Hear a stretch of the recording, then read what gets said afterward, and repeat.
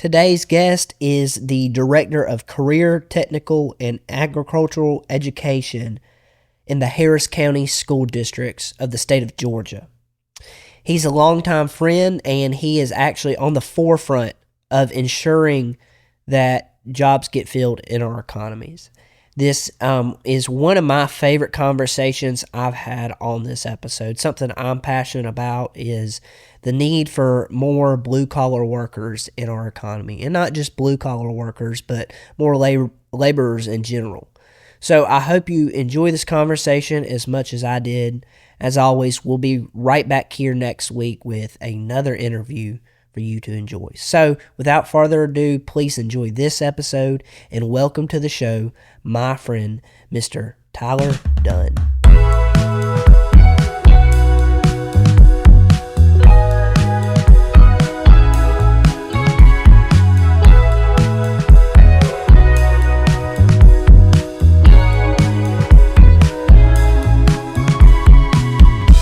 Well, good. Well, so tell me this. Because I remember last time I saw Braylon was a few years ago at at that conference when we would go with Mom and Daddy. But does he still know all the presidents? Can he recite all the presidents? Every one of them, man. And could tell you, like you could just pick a random year and he could tell you who the president was.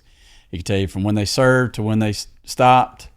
Just any kind of random fact about that. And so, gosh, he has known the order of presidents since he was about 7 or 8 years old.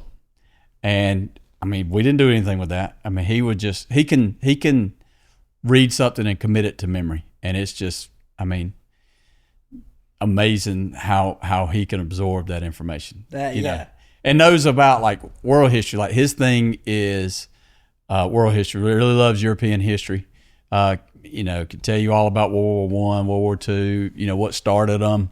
Can look at a map or a globe and tell you roughly when it was created based on the countries, in Africa or Eastern Europe, and where USSR broke up to the different countries. And, people would ask him questions and he'd know the answer, and they'd look at me for affirmation. I'm like, I don't know this stuff. Google it. Yeah. I can't verify that. Where does that come from, do you think? The ability to absorb it or the interest. Yeah. The ability to just spit it out. He's a brilliant kid. He really is. He can just memorize anything. He took this is his first year, so he finished his junior year. He took 3 AP classes in high school, and AP is advanced placement. And if at the end of it you take a test, and the score range is 1 to 5. 5 is the highest you can score, and if you score a 3 or better, most colleges will give you credit for it. Some of them make you score 5 to earn credit, so forth. Well, he took one in human geography, which is kind of the movement of cultures around the world. He took one in American government, and he took one in psychology, and he made 2 5s and a 4. It just, blows my mind. Like, I knew he'd do well, and he was confident he scored 5s. He knew it. He practiced for him. He just knew him. So he's a really, really bright kid. What does he plan to do with all that? His future ambitions are, he really likes criminal investigations. Okay. So he likes the crime scene type stuff and solving, mysteries or solving crimes, that kind of stuff. And that's one of the things we teach at our school. He got a dose of that, and they, as his kind of end of the year investigation, he was given a pig that had been murdered, and he had to determine how it was murdered. So they dissect it. They look at all the wounds and injuries, and they look at blood splatter and that kind of stuff. So he likes that, which really doesn't tie into the political side of things. No, not at all. But he likes that. I don't know. I wish he would do. He's the kind of guy who I wish would be in. He'd be the good guy in politics, like a good moral compass, understand the lay of the land. I think he could be really impactful there, but I would worry about him in a political world, just all the vices that go with it. So I'd be concerned about that. Right. Well, hey, tell him he's got my vote if he decides just be the president. There you go. I'll vote I for could him. see him serving in politics, man. I could see it. Well, that's the thing. Like we need people that aren't corrupt, and understand the laws and the Constitution, and will fight for that. Yeah, yeah, he's got it, man. And that it's one of the issues I think I see youth faced with is how to face the fight. There are a lot of battles right there, and there's some one-liners like I preach to my kids, and they get tired of hearing them. And here's one I'm gonna give to you, and it's not mine. I stole it from somebody else. And not everybody likes this adage right here, but I tell them, be a good man, don't be a nice man. Be a good guy, not a nice guy. So when you're faced with the opportunity to fit in, but it challenges your moral values, don't be nice in that situation, and go along with it. Be a good man and stand up for what you believe is true and good and right. Does that make sense? Yeah. So I preach to he and Bailey, be a good person, not a nice person. You can be a nice person while being a good person. But when faced with those things where I'm going to upset a friend because I'm not going along with the crowd, I need to be a good person. So you're saying too with that there's too many nice people that are bad people? I won't say bad, just make poor choices. I deal with kids a lot in my profession, and man, even good kids make bad decisions, and I think we've got to show them the right way, show them how to overcome, an obstacle like that. And when they do make mistakes, what's your next move? Are you going to keep wallowing in the mistake, or are you going to acknowledge that it was a mistake, figure out a plan to improve and do better going forward? So yeah, there are a lot of real nice people who, you believe this, and it may go against my moral values. Okay, good. I'll celebrate that with you. You see professional athletes facing those things where, their moral values are being challenged. Hey, we're going to celebrate this. We're going to pay homage to this. And they're faced with a dilemma right there. Am I just going to go along with the culture, or am I going to stand up for what I believe is true and good and right? Well, Mr. Tyler, introduce yourself for all the listeners. Sure. I'm Tyler Dunn. I'm originally from Manchester, Georgia. Was born in Manchester, born and raised there. Explored college a few times. Some of that was successful and some of it wasn't. Got my course straightened out. Ended up teaching science to start with at Llewellyn Middle School with your dad. Did that for science for a couple of years and health and PE for a couple of years, and then got into administration back in Manchester. I went home. I went there, spent 5 years there. Really got involved in career tech at that school, and it's older people look at it as vocational training. Back in the day, it was shop class and it was an ag class or automotive. Now it's much more diverse. But I left Manchester, went to Troop High in LaGrange, was there for 8 years, ended up in Harris County, and I've been there now for about 6 years. I started there in 2020 and have really enjoyed being able to build relationships with industry partners, with our economic development group in our area, with our student population. I'm trying to get kids in a workforce. So I'm just looking for opportunities to do that. We've got a lot of connections, the Dunns and the Steeles. Ben and I, your dad, became good friends in college. It's the third college I went to. We were in some of the same classes together, and pretty good friends there. And then I ended up back at West Georgia when he went for the first time, and we were just always around each other. I mean, just real close. And then, of course, your mom and my wife were roommates in college. And then after your dad and your mom met, they introduced Paige and I.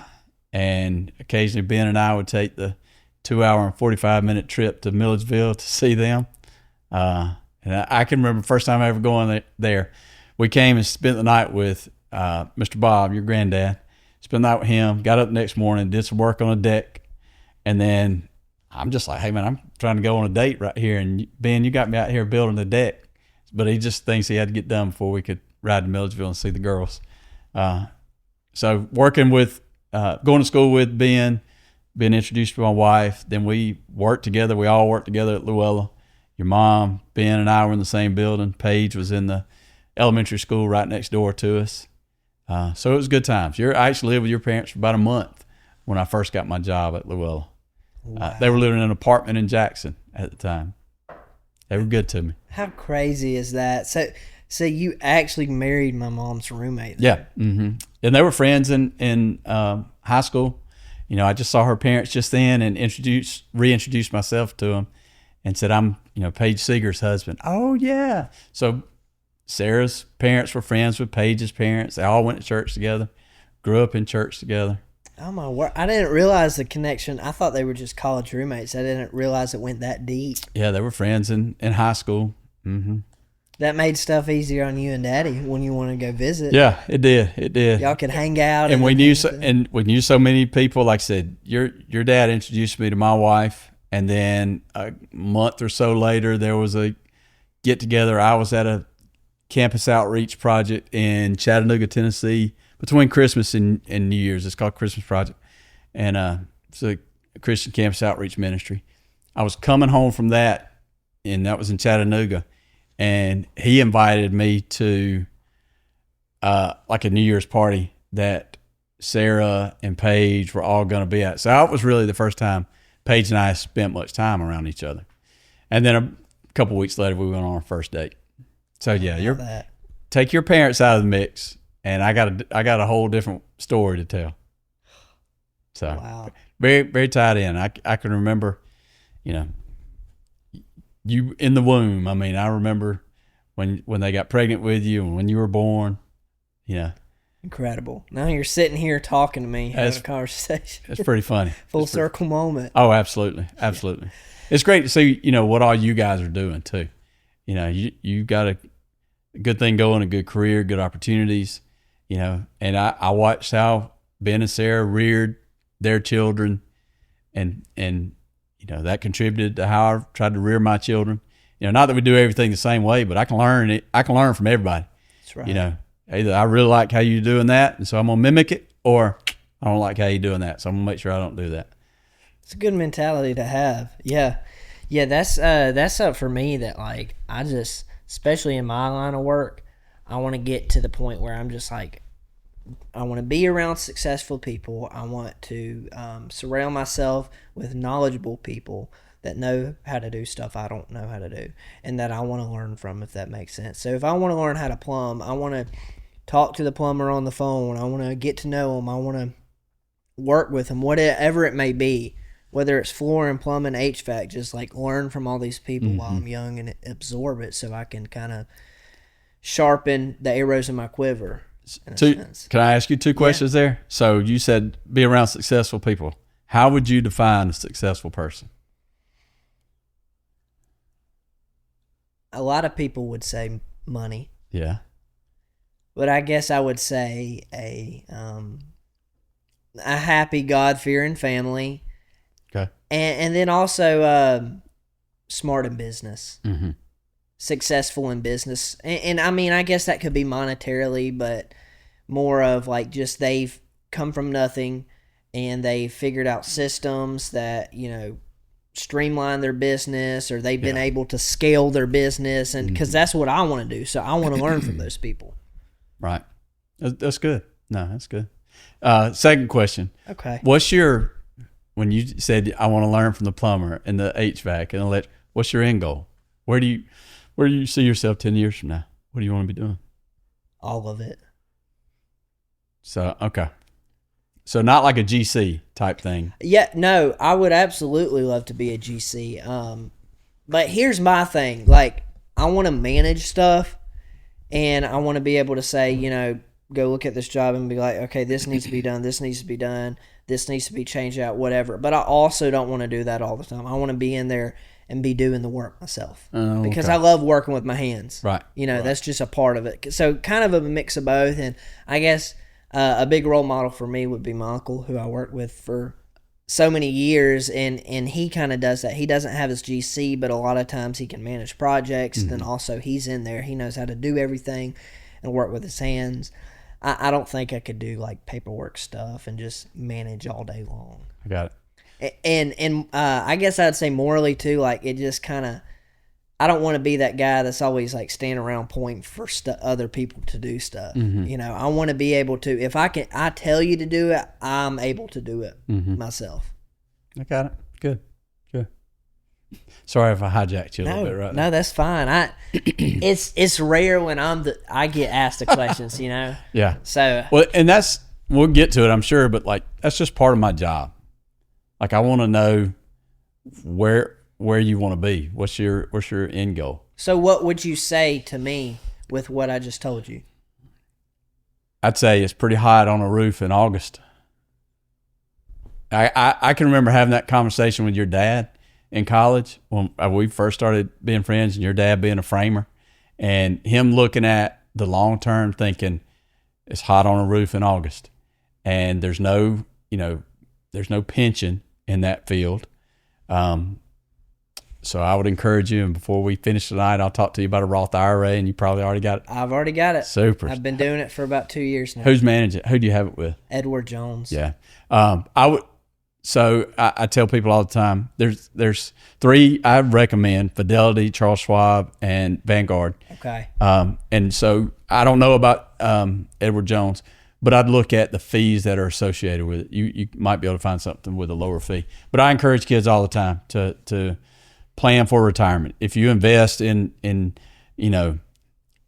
a future and don't think about yourself in the moment, like you can have a few $1 million when you're 60 years old and ready to retire. Yeah, because I have no 401k. No, that's right. That's right. So, but you're doing the right things. You got the right framework in place. You know, I tell kids to live on the 70-30 model. Live on 70% of what you make, and the other 30%, 10% invest in retirement, 10% save, and 10% give away. You know, knowing that I work in a public school, I don't go up to them and say, you got to tithe 10%, and you got to do it on your net, on your gross, not your net. I don't have those conversations, but I do give them examples of what I do with my money, you know, and I'm going to give, I give it to my church. You may give it to a charity. You may give it to something else, but I always encourage people to have, 30% that you're not going to touch. Ultimately 20% investing, savings and retirement, but that 10%, I think. And people who don't know Jesus will come back and say, yeah, that's good karma. You get back what you put in or put out. And I say, I got a different philosophy right there, but you're not going, you're never going to go wrong giving away something you don't get anything back for, but you're being benevolent. You're trying to help people. So I would tell you that. Then I would say, all right, if you're going to work until you're 50, 60, what can you maintain being on your knees doing flooring all day, being on a roof in August? And if you're going to scale that business, well, ultimately you got to train people who probably like Isaiah did with you. All right, I'm going to teach you skills that you can go manage this job by yourself, and I'll come check on you, and so that you can do that on a regular basis too. But so with that, I guess my dilemma is this: like, I want to hire somebody to come help me, and that wants to learn how to do this sort of thing, and that's going to like stay with me and work with me, and I don't expect them to do this for the rest of their life, but actually is going to put some effort into learning something when they're there at work and not just looking at the clock when the day is going to end. Right. And the dilemma there is everyone I come in contact with, they want at least $20 an hour. And the biggest problem for me in that is the fact that they can go work at McDonald's and make that rather than come out here in the heat all day on a roof in August, And I can't blame them for that. I can't blame them for wanting to make the easier money. Mm-hmm. But they're and it's hard, and they've got to realize, like, I'm not going to knock you for working at McDonald's, No. But the ceiling's pretty low.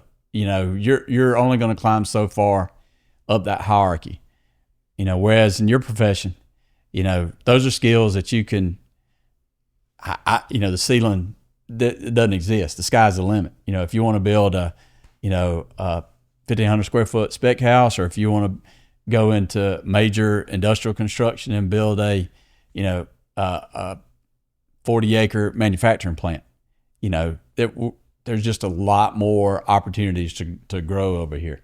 Yeah. But if that person wants to go work at McDonald's and they want to be the best and they want to learn the business and they want to buy a franchise, you know, they can be extremely successful. I think everybody can be successful.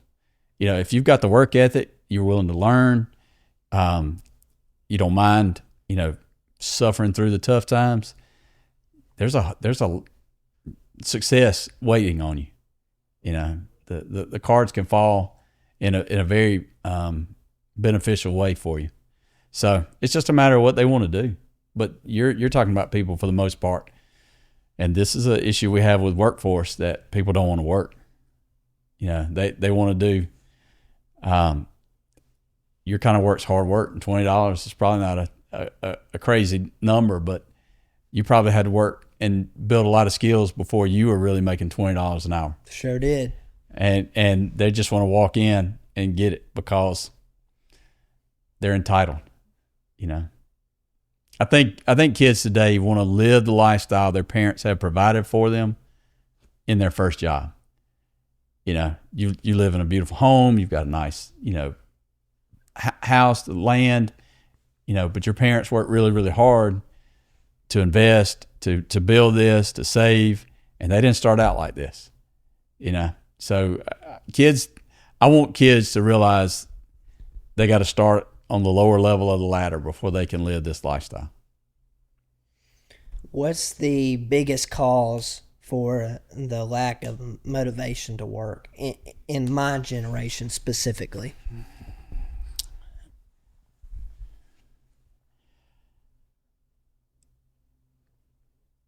I would probably say experience. You know, I think there are fewer of your generation who's working or grinding at a job. You know, there's not as many kids working at McDonald's because older people are working there. I mean, I can't. The vast majority of teachers I know work more than one job. Administrators work more than one job. Principals work more than one job. You know, so they are taking some of the jobs that younger kids used to do. Two, I don't think parents expect kids to go out and do. You know, there's a battle that I've got to fight when I tell you or my son or daughter, bless you, hey, you know, you've got this task to do around the house.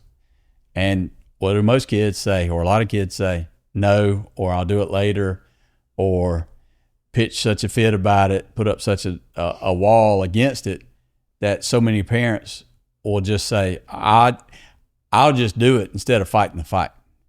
You know, and I think the fight's important because, you know, our kids have to, your generation have to understand, I got to work for this. You know, it's not going to just come freely. So I think that's a big part of it. And I think there are young men and women who had the idea of, you know, when I was young, it was, I'll be a professional athlete. And now people have the mentality of, well, I'm just going to make it as an influencer. How, and you're nodding right there. And, you know, that's probably something you're working towards, but how many videos or podcasts have you produced in your time doing this kind of work? And between this one and the last one, probably close to 70, 80 episodes. And that's not just the time sitting there. There's editing time. There's pre-prep work. There's a lot that goes into it. And I don't know how much you make with this kind of stuff. But Zero. You're not getting rich on it. I'm pretty sure of that. Not at all. Nothing. And you got a good little setup right here. You're grinding, and it's day in and day out. And students think that I can just record myself with an iPhone and throw it up on YouTube and I'm going to get 100,000 views or greater. Again, it goes back to the idea of it doesn't happen overnight. It doesn't happen by chance. Somebody worked really, really hard to get to that point. And I failed, or I was not successful. I didn't have those 100,000 view clips, for 3 years. And then all of a sudden I had one that went crazy. So I think they have a warped mentality of the work that goes into being successful as an influencer, per se. Well, I'll kind of add to that because I guess culture had kind of put this idea in my head that, if I say the right things or, I have the right thumbnail or whatever, that this podcast will go viral or somehow it'll just blow up. Mm-hmm. But then, it's kind of shifted for me here recently, and I've seen so many like successful YouTubers, podcasters, influencers, whatever it may be, like talk about how hard they worked to get here, how long it took them to actually become popular. Mm-hmm. It didn't happen overnight. And I'm like, you know what? That's fine. Do I enjoy doing what I'm doing right now? Yes. Am I making any money? No. But that's why I'm not putting all my eggs in one basket. Right. Like this is just something we're recording this in the evening time because we both work. Like this is not a full-time gig. I stay up Monday night till like 12 a.m. editing these things when they come out at 6 a.m. on Tuesday. So it's just in my free time. But I still believe that, like, I think about people, and this is ordinary people, right? The ordinary person who finds value in this episode, who finds value in the stories we highlight. Mm-hmm. And that reminds me of why I'm doing this. It's not to go viral or, even if the people around this area, that's all who enjoys it. Even if it's 25 people and they find some sort of value, then it's worth it to me. So that's been something that I've had to kind of really ingrain in my mind. There's one podcast, maybe you've heard of it, Diary of a CEO, mm-hmm. With Stephen Bartlett. Mm-hmm. And he's on, I think it's called, it's some sort of spinoff of like Shark Tank over there in the UK. Uh-huh. And he's on that show. I mean, he's the CEO of some big companies. He has his own content company, whatever. Really, really bright dude, good conversator. He recorded, I want to say it was close to 1,000 episodes, 500 episodes before it kind of shot up. Now he has 13 million subscribers. He's interviewing the biggest names in the world, but it was consistency. And it was never, to him, it was never about blowing up. It was just highlighting these CEOs, their diaries, their lives, and their work ethic. Says a lot for perseverance, doesn't it? Yeah. Just I'm going to take the next step, and the next step. And it just makes me think, I'm like, I'm already 27 episodes in, and it's hard enough scheduling people, especially during the summertime. Like, am I going to run out of people to talk to? Am I going to run out of stuff to say? And I'm like, how long until, this gains any traction? Is it episode 50? Is it episode 500? How long can I keep this up for? But then I'm like, just take it one at a time. That's it. Just one at a time, and just enjoy every step of the process. I think if this thing got too big, it would be hard for me because I enjoy sitting here recording and messing with the editing of it and learning how to EQ stuff and get all the sound right. And if it gets too big, then somebody else does that. Right. And then do I really enjoy it anymore? And I think that conundrum, that struggle of, I love doing all of this. I mean, realistically, it can lead to potential other careers. And I'll give you an example. There's a musician that I really liked in it's post-college. His name is Tyler Ward. Lives in Nashville. Tyler did great covers and a lot of acoustic covers all over YouTube. Like, he's almost non-existent now because he's gone from the artistry of it, singing and performing, to the production side of it, and is doing extremely well with that. So he took what he thought he was going to be passionate about, or what he was passionate about, and discovered a new passion.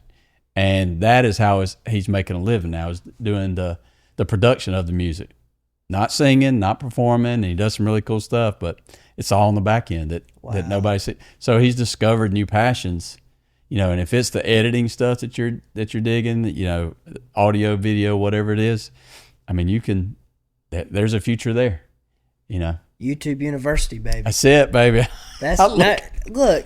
So I'll tell you this. The first podcast we ever did was the For Sheltered Children podcast with my 3 other siblings. And it started from this guy that had a podcast in our church. And I was like, you know what? That would be interesting. Like, what if we did one? I wonder what it takes. Because I've always loved podcasts. I mean, you go on my Spotify and half of my listening hours or minutes or whatever in a year, more than half, is just podcasts. I love them. I love learning. And so long story short, I start researching how to start a podcast. Mm-hmm. And I probably had 100 hours invested in, okay, what's the cheapest equipment I can get, from microphones to XLR cables to mixers to computers, all of that stuff.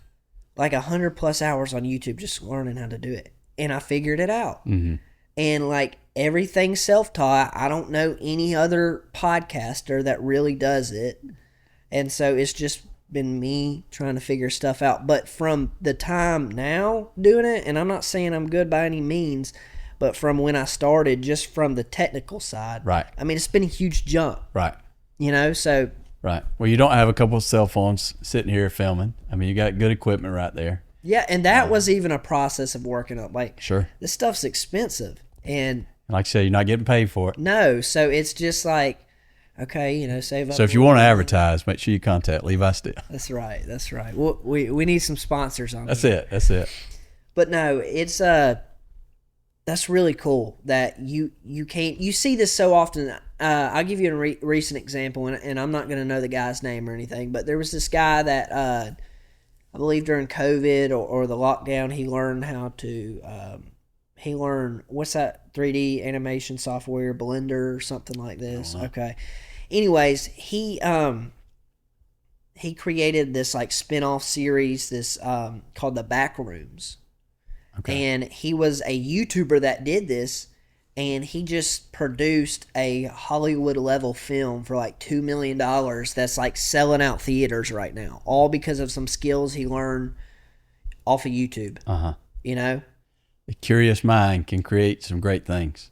If you've just got that curiosity and you're willing to solve a problem, find a solution, figure things out, you can create some amazing things. And kudos to someone who has that creativity. That's something that I feel like personally I lack some creativity. Like I appreciate things, but can I create things? No art, no music, nothing like that. I can cut my grass and tend to the yard, that kind of stuff, but I'm not going to be, well manicured. I just don't feel like I'm a very creative person.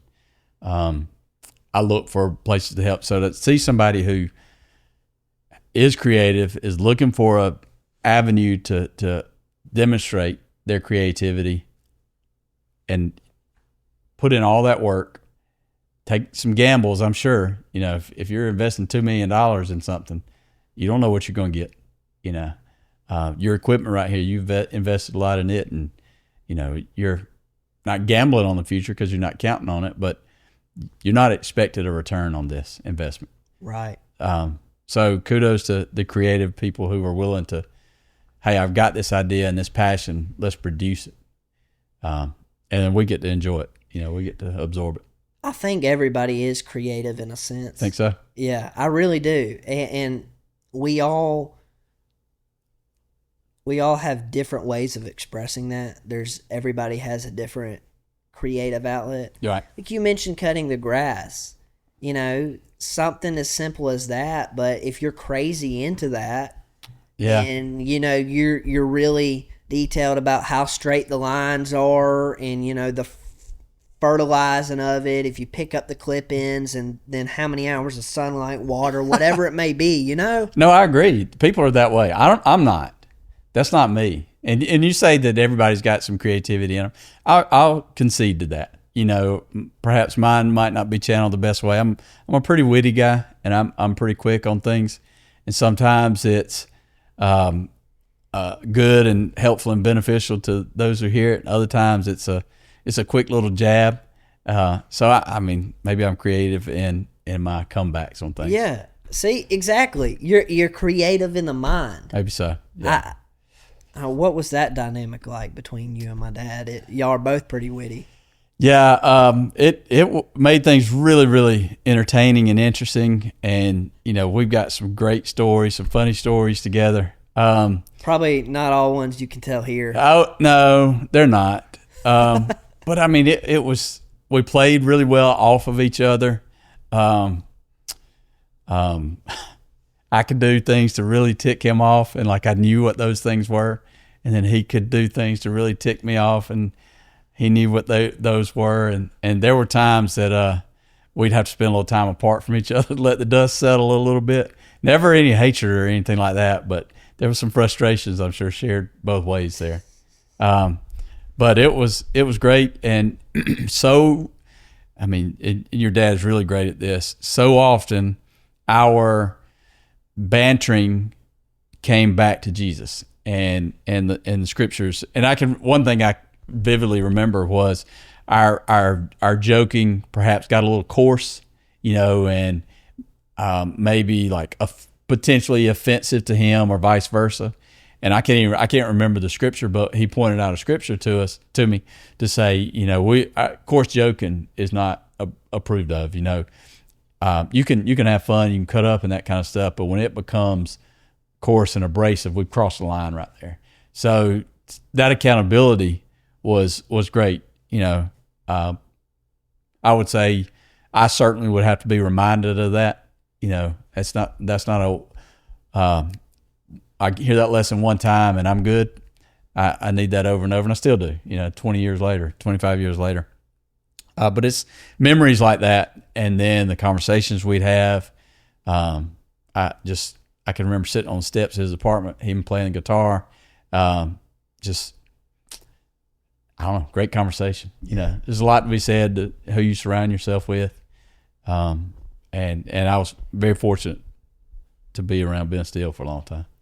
I say a long time. I mean, yeah, 3 years in college, I'd say, and then we worked together for 5 years, and of course, we've still been real close. We've been apart for now, over 20 years, and still very close, very close. Wow. Your dad is a really good friend, and specifically, like, he initiates a lot of communication.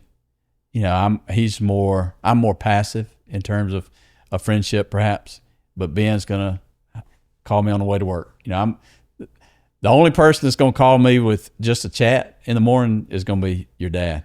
I might get a call from the school about an issue or a business partner with a problem that needs solving or something, but Ben's just gonna call to talk. And it's really important to have that kind of friendship, those kind of people around you. He's good about that. He's good about reaching out to people, being the first one. I don't know how he does it, man. How does he keep up with that? And I mean, I know I'm not the only one. Does he have a rotation? Does he just say, all right, it's been 3 weeks since I called Tyler, let me call him? I don't know how he does it, but he does a really good job with that. He does. Yeah. Something I can learn from for sure.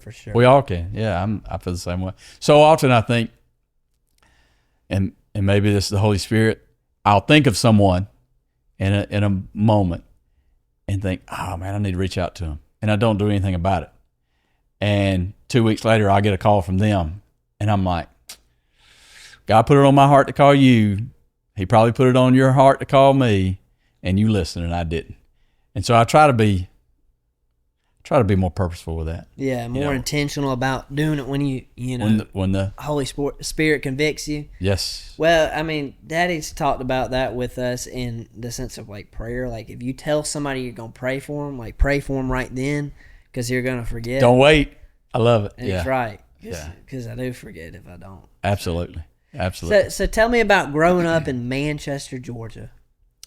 So depending on your audience, I mean, it's just right across the Flint River, more or less. I mean, we're a little southwest of here in Zebulon or Meansville. It was really good. I've got some good stories. I had a real good friend group.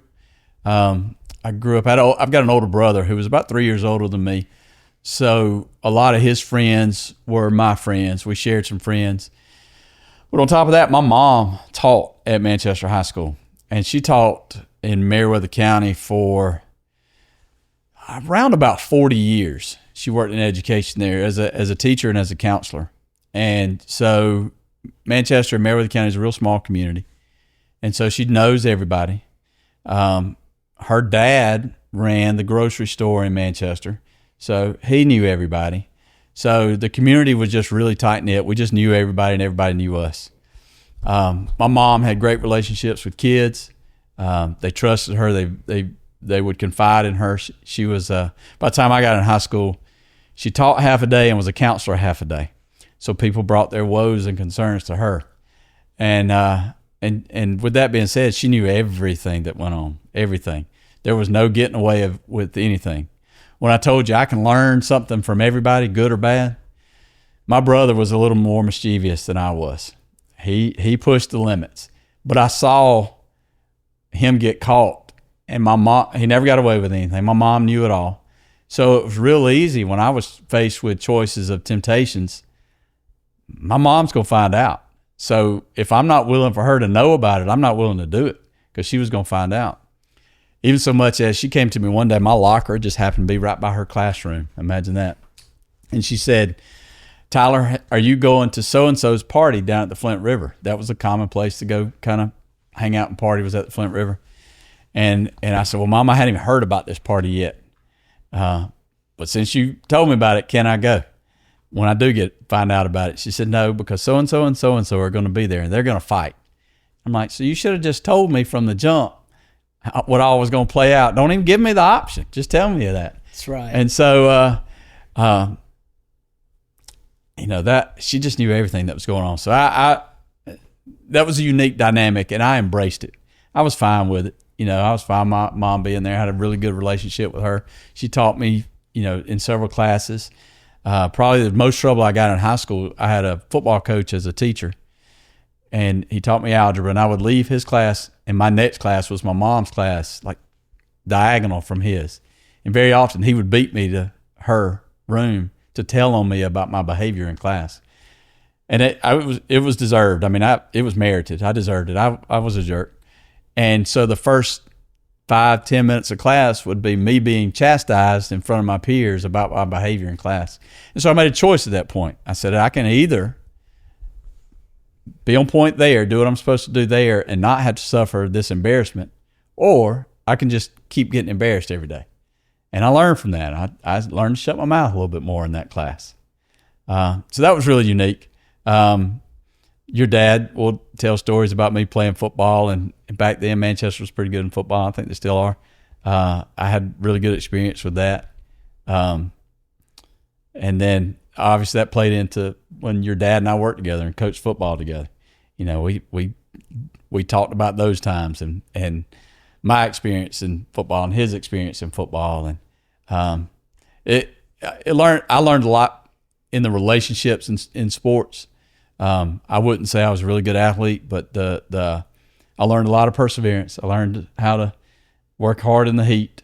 I learned to pay the price on the front end, so you get to reap some benefits and rewards on the back end. You put a whole lot of work in a sport prepping for something for a Friday night football game. And, people want the Friday night experience, but they don't want the Saturday through Thursday work that goes along with it. So I learned that. What position did you play? So we were really a pretty small school. And so I played offense and defense. I was a center on offense, and on defense, I played defensive line. They had me at defensive tackle and nose guard. So I was a lineman. I was a lot bigger back then, a lot bigger, a lot stronger. We had free lunch at school, so I took advantage of that as much as I could, and everybody that had leftovers just brought them to me. And we had a pretty good weight program, and so I was in the weight room a lot. So it's funny to tell stories about, like I said, I'm probably 50 pounds lighter than I was in high school, and to tell people I was an offensive lineman and played against pretty good competition a few years back. But it was typical kind of small town mentality. Think of Paige, my wife, when she thinks about it and tells stories, she relates it to the movie The Varsity Blues, where football is king of the community, and the town was shut down, and it would, on Friday nights, everybody was at the games, and that was a really neat experience. But again, my mom being a teacher there for so long, I grew up wanting to do that. I wanted to be a football player. And so I can remember high school players being my heroes. I can remember because I was one of the favorite teachers' kids. Like, I got to hang out with the players a little bit. So, that was just a dream come true. I'll give you a little known fact. You familiar with Michael Waddell, the bone collector? Yeah. All right. So Michael's from Manchester, and Mom taught him, and he graduated. Michael graduated in about 91-ish, 90 or 91, I think it was. And I can remember him as a high school football player. I can tell you what number he wore in high school and everything. I can tell you the cheerleader he dated in high school. I was just enamored by those athletes. Those were my NFL players. Those are the people I looked up to, and they were giants. To me, they were giants. And so growing up there, like I said, real tight knit, really tied into the community. Wasn't really tied into church. I've got for me, it's a pretty neat story. The First Baptist Church in town, we don't have that many churches, but I grew up kind of Methodist, and then just stopped going. And in high school, when I was playing football, a chaplain, the First Baptist preacher, was one of our chaplains. We probably had two or three.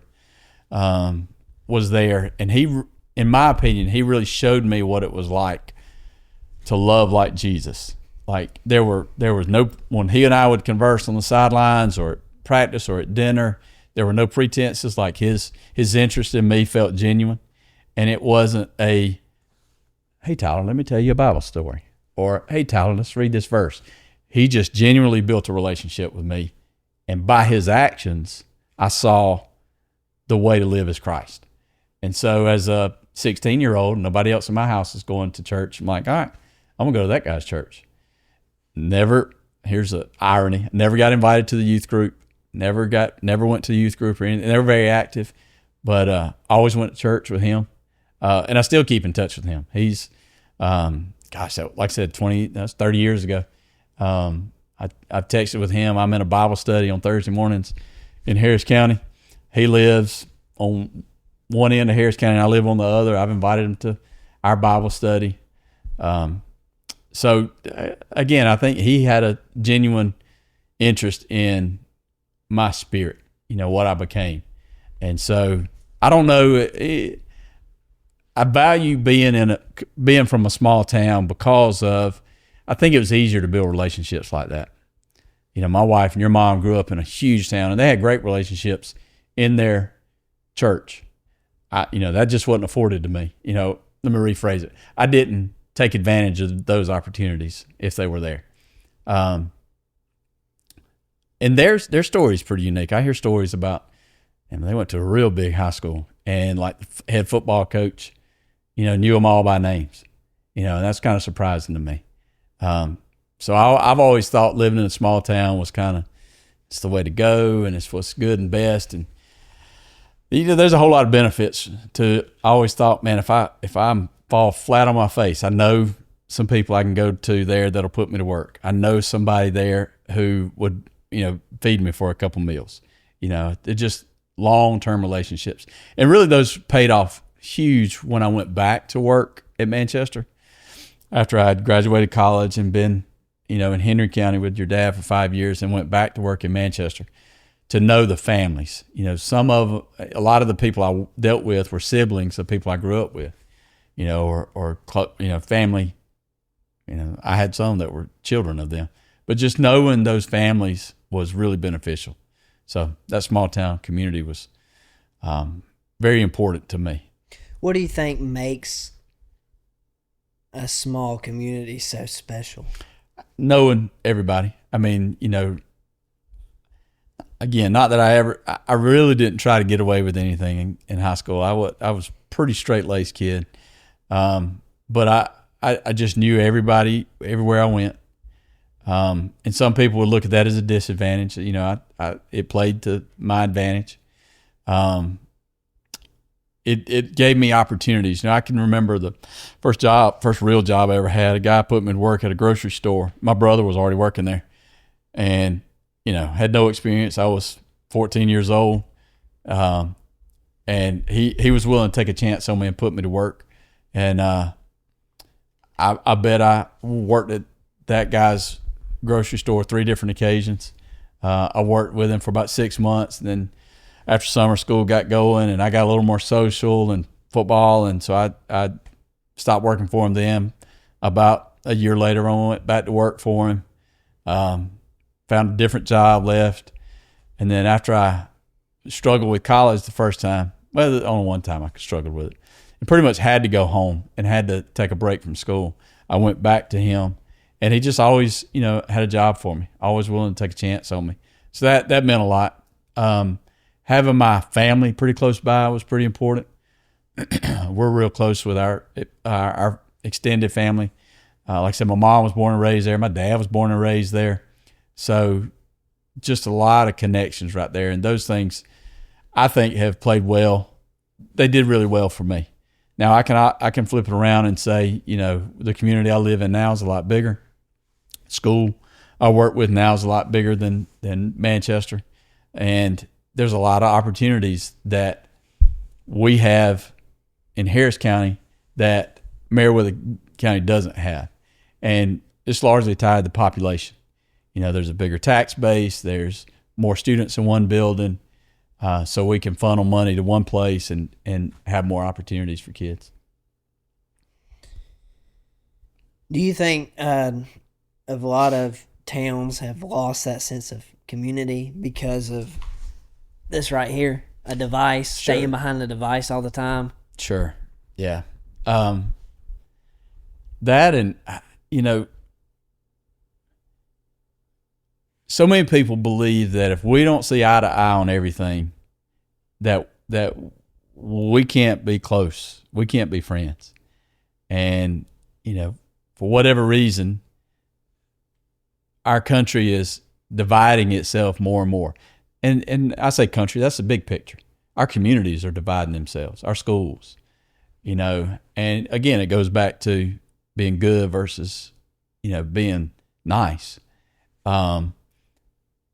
We've got some responsibilities to maintain some of those connections. Put down that device, pick, you know, or if you're going to use it to talk to friends. You know, like I said, your dad calling me, sending, you know, if you're like I am, I'll fire off a text real quick, and they're genuine. Like I'm gonna, hey, I was thinking about you, let know, praying for you, or you know, anything like that. So it can be used as a beneficial tool. I think, you know, I really, and I don't know if you're old enough to remember the impact or if it had an impact. COVID really had a drastic impact in how we connected with people when we went from we're shoulder to shoulder every day to, you know, we're on and we're going to communicate through a screen. And it's real easy to have Zoom pulled up here and, you know, whatever web page I want to read over here. Yeah. We're much more relying on those things. And it's a tool, and tools can be really helpful and beneficial when used appropriately, and if used inappropriately, it can be very harmful. So yeah, that plays something into it. Comfort, people want to be comfortable.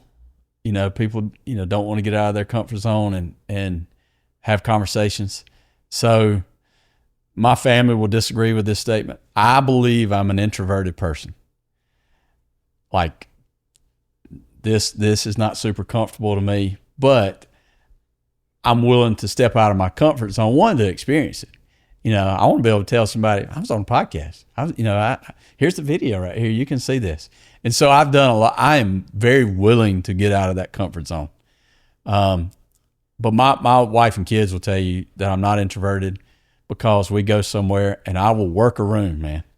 But I do it almost to make myself get out of that comfort zone, because in my mind, man, I could sit at the house, you know, or at my parents' house. I can piddle around the house. I can communicate via email or text or maybe a phone call. But I there's a lot of value in human connection. And so I try to make some of those things. And to be honest with you, Levi, I do better with that with people I don't know.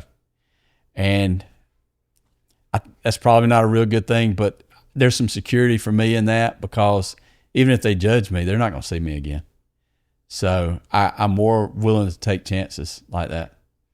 I'm kind of where you are with things is I'm better with people I don't know than people I do know. Yeah. And, man, it bothers me so much that people, I know I keep saying this, people in my generation, but I see so many issues in it, and I love my generation, and I still believe there's hope for them. But, like, we just don't talk to people, man, and we're so, like, we're scared, and social anxiety is a real thing, because I get it too, and when I get it the most is people my own age, actually. Mm-hmm. Talking to people my own age, compared to having this conversation with you is much easier than if there was somebody 20 years old I was sitting across from. Why? What are you afraid of? I think I don't know. That's a good question.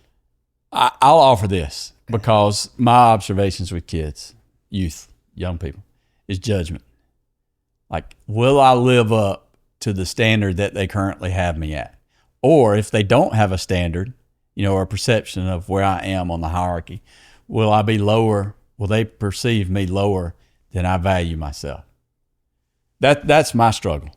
Like, there's a quote, and this is probably pretty morbid or melancholy. A guy said one time that he's afraid that other people will see him the way he sees himself. So, like, he has a low value of himself, and he puts on an air. And there's a poem by Paul Dunbar that says, "We wear the mask." It's worth looking. But we in society, particularly around people we don't know, but we do it with our peers as well. We put on a mask. We show people what they want to see, or what we believe they want to see. Right? I mean, would you agree that occurs? Absolutely. So, in Paul Dunbar, he talks about, I wear the mask. I wear the mask. The mask is what everybody wants to see, and they don't know, the struggles I'm dealing with. They don't know, the pains I'm going through. They don't know the celebrations I've had, and they don't know because I don't tell them. I put on a mask. So we've got to feel safe, to be able to be genuine with people.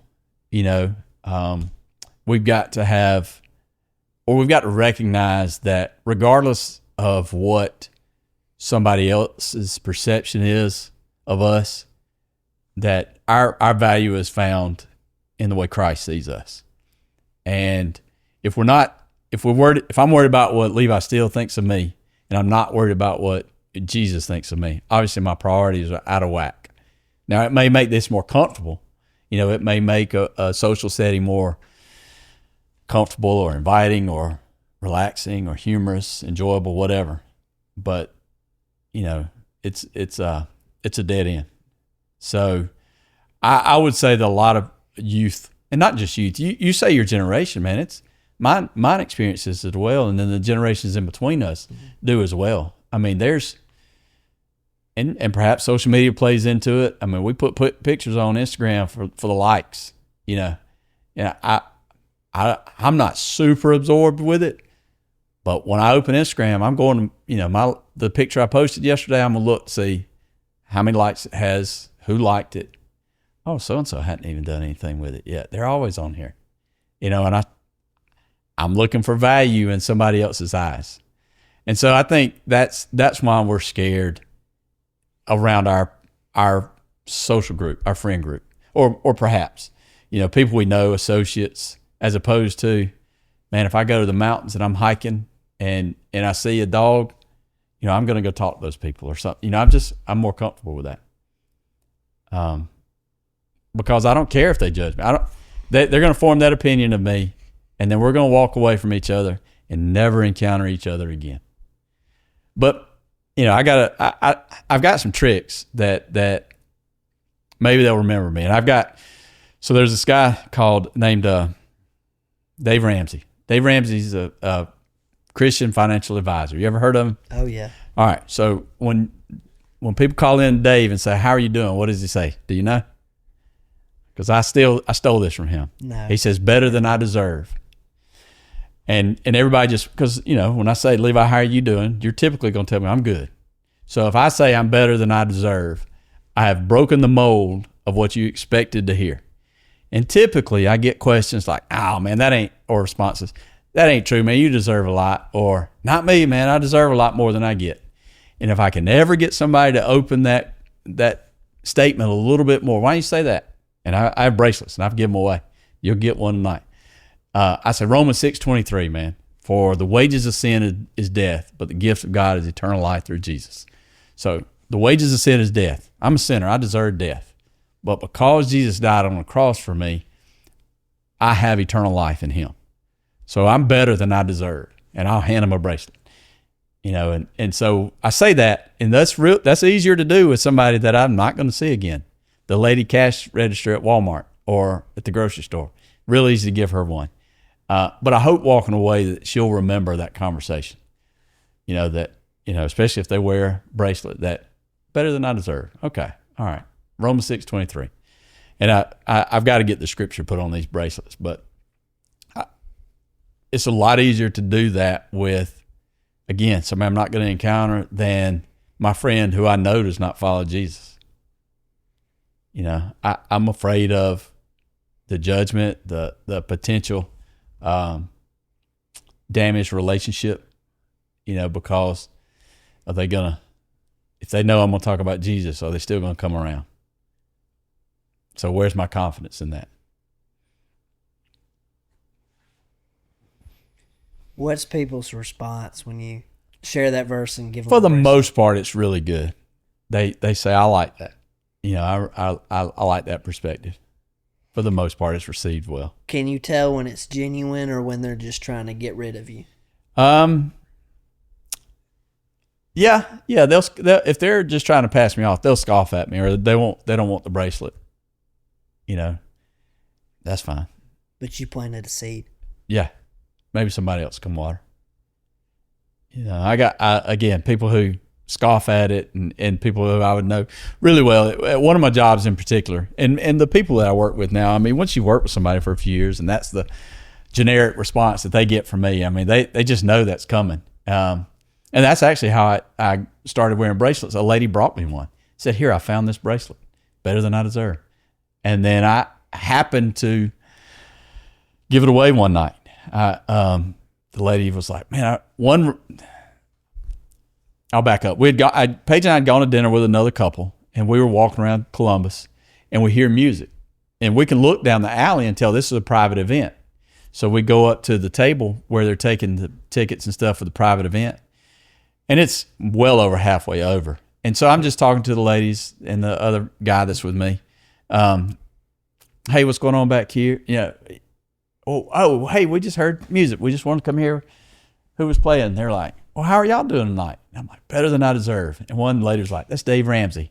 And the other girl's like, "I love that. I wish I got to remember that." And so I got on a bracelet right here. Here, put it on. You'll always remember it. And they let us into the venue for free. They didn't charge us anything. And that triggered with me that, hey, I can use this to kind of pass this along. I can plant seeds that maybe somebody will wear a day, 2 days, 2 weeks, whatever.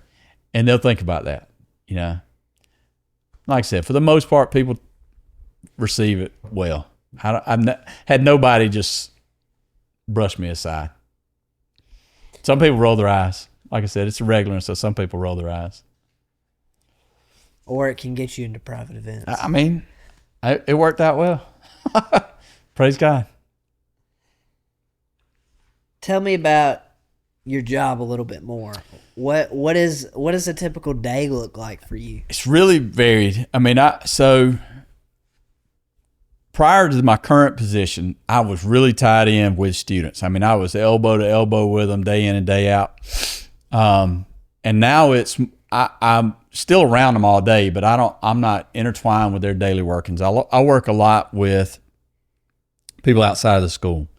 So I'm been really fortunate enough to be in some key positions. So I've sat on the Harris County Chamber of Commerce board, and I met a lot of business people that way. I sit on a resource network board for CTA teachers. So I've met a lot of teachers, and I kind of see big picture stuff right there. The president of the technical school down in Columbus, I've known her for 20 years. We've worked together for a long, long, long time. We've got a good relationship. My wife taught her grandkids. I mean, small town kind of stuff.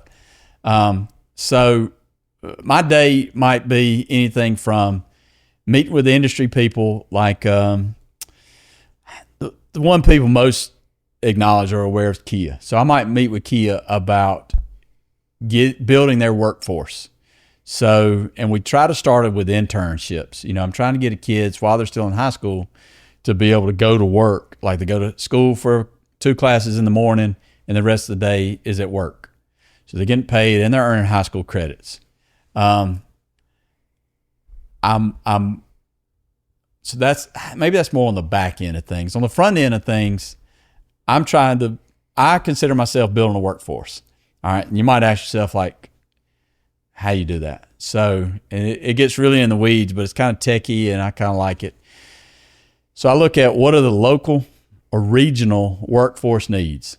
All right. So I take pretty much a dot in Harris County and look at, if I were to drive 60 minutes, roughly 60 minutes, what are the places people go to work around there? All right. And what skills are needed for those jobs? And then how many job openings are available? And how many of those jobs make good money? So I'll give you an example. In Pike County, over the next 6 years, one of the highest growing demands for a job is going to be a cook. Right? I mean, it's kind of weird. I don't know how many restaurants are in Pike County, but they want cooks. And cook's not necessarily a high wage job. So I look at that kind of stuff. And then when I can find what I call high need, high wage jobs, well, those are the skills or jobs I want to be preparing kids for in our school. So I look at what courses can we teach that line up with that. And sometimes they're 1-for-1. Like Levi, you'd love our construction program. I mean, we teach carpentry, we teach electrical. Across the hall, we do welding, we teach heavy equipment operating. And I mean, if we're working some really good stuff. Over the last 2 years, let's go back 3 years. I've had a state champion electrician, a state champion plumber, a second runner-up brick mason, second runner-up carpenter, third runner-up cabinet maker. And so like my first place guys go to the nationals. I've had a second in the nation plumber. And so these kids are learning just like crazy skills that pay the bills. And so I work with industry partners who will put those guys to work. And our biggest partner, I mean, we've got some big ones like Brassfield and Gorey. Brassfield and Gorey, they're based out of Birmingham, but they've got offices all over. They are the largest privately owned construction company in the Southeast. I think last year they did about $10 billion worth of business. Crazy money, right? My brick mason, when she was a sophomore, they were ready to hire her. They hired her junior year, so she went to school part of the day, worked part of the day.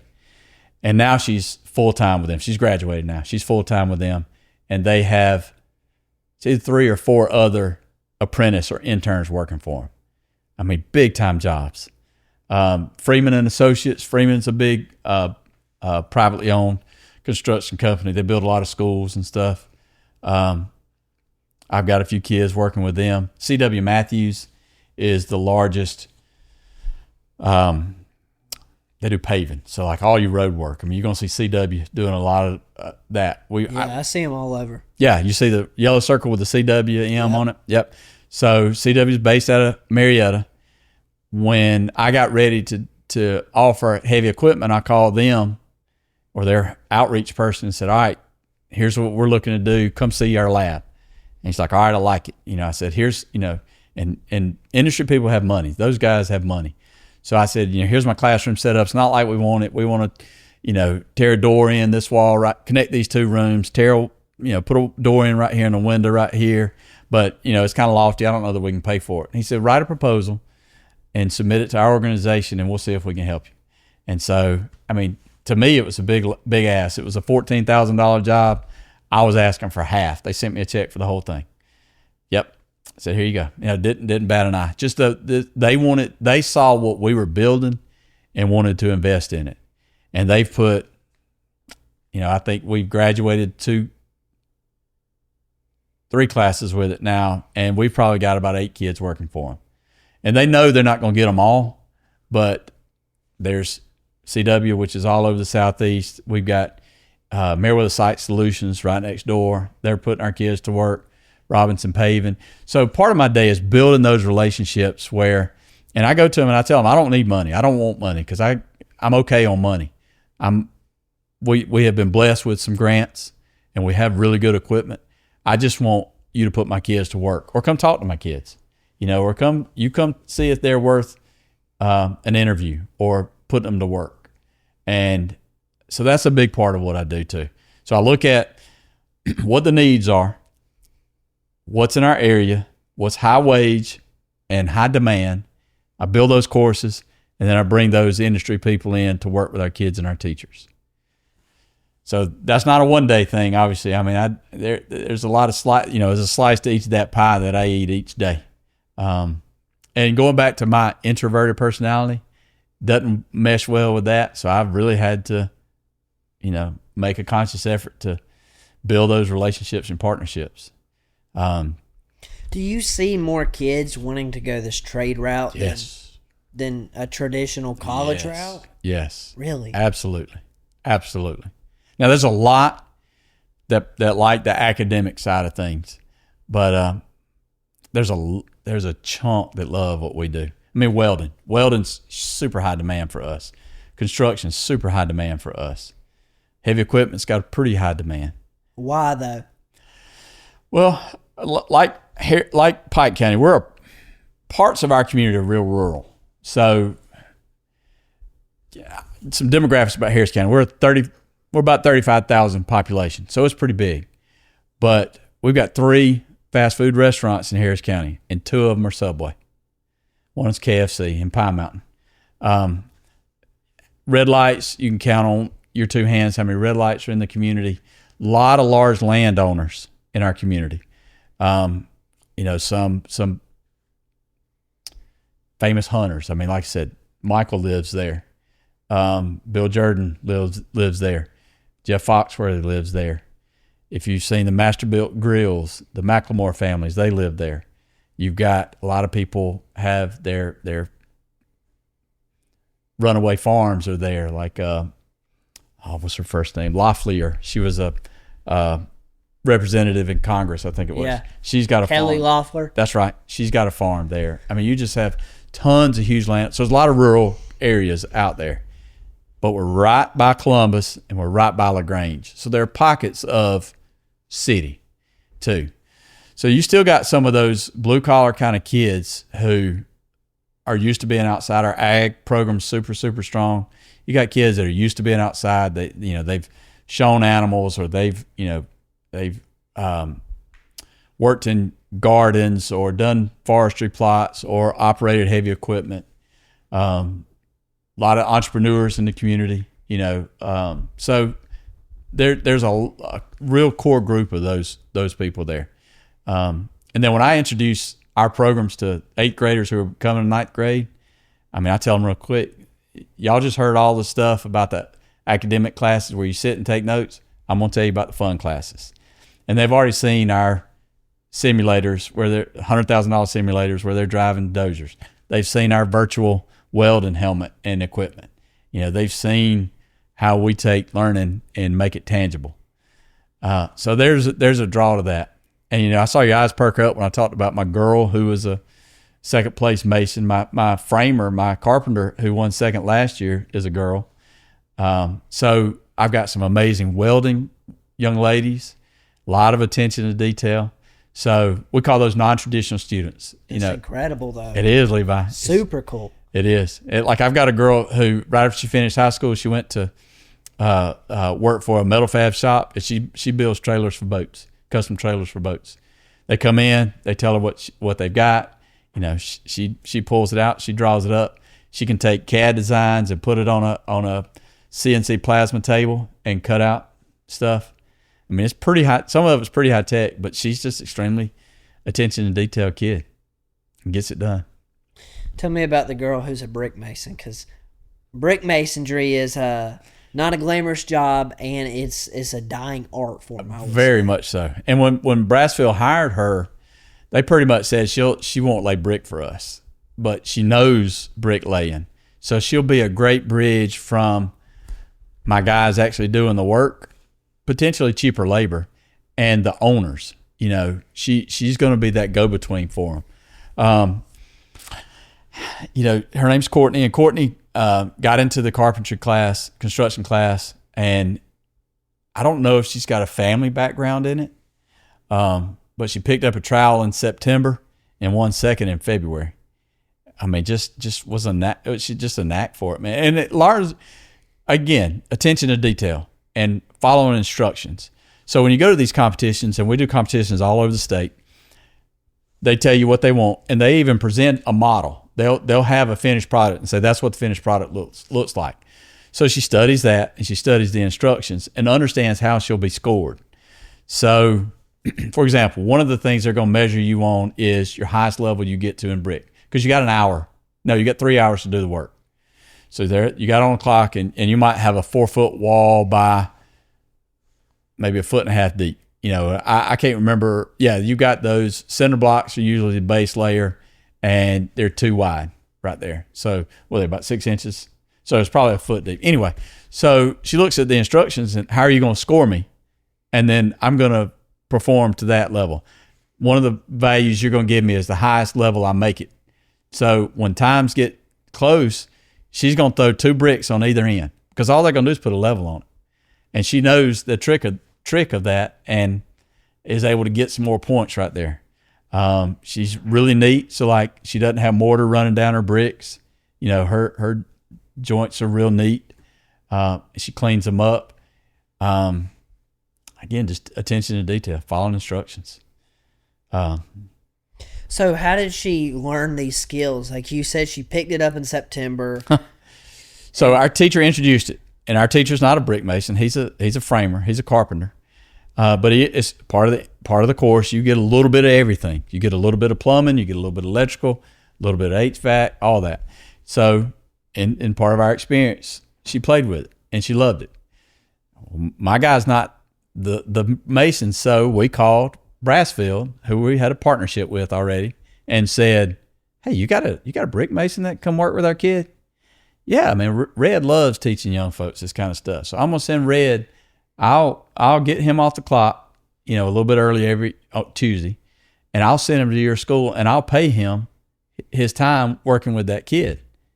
And so Red came in and worked with Courtney and honed skills. I mean, just somebody in an industry partner who was willing to send somebody else to help with it. And that's crucial. And that's what I tell people, industry people all the time, you need to go recruit these kids. A lot of skills are here too. You don't need to don't tell me you got a workforce problem and you're not willing to change the way you're doing things. You need to be willing to come into our schools and pitch our kids. And kids are not pitched the same way as they used to be. My kids want to know, how much money am I going to put in my pocket at the end of the week? We're talking about you go to McDonald's and make $15, $20 an hour. Yeah, but there's no benefits that go with it. There's no pension that goes with it. Whereas Brassfield's going to put, they're going to pay your health insurance, and you got a premium you got to pay. But they're also going to give you, match what you put in your 401 up to a certain amount. So all the benefits right there. And kids don't, that's not very valuable to them. They want to know how much I'm going to put in my pocket at the end of the week, because I'm going to spend it that week. So many of those guys and girls, that's why I pound into them the 70-30 rule. Go ahead and budget your 70%, but take care of this 30%, put it over here. And when you start getting raises and extra money, try not to live on that unless you need it. Add to the retirement fund or the savings fund, So again, why those partnerships are super, super important. And I've got some that I can call the guy right now and he'll answer, but he's not going to send anybody. So he's really there for show. That's fine. Because he'll go speak to our board on our behalf and say the school is doing really good things. And he carries a lot of weight with that. So I'll take any partnership I can get, whether it's symbiotic where we're both benefiting, just you're benefiting, just I'm benefiting, we're going to work together, especially if I got a chance to help my kids.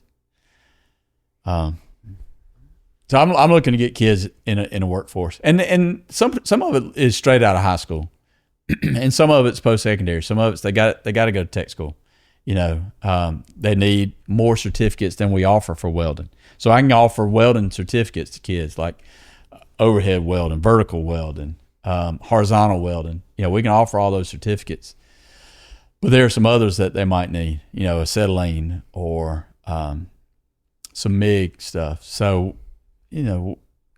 I understand some kids have to go places after they leave us, but if I can give you a good foundation and especially connect you with somebody, you've got that much more experience. And I tell those 8th graders that are coming up to us, hey, you think you want to be welding? Come on, try it out and try it early, because if you decide you don't like it, well, maybe you'll like this other thing that we've got. And it's not going to cost you $1 to try all this other stuff out.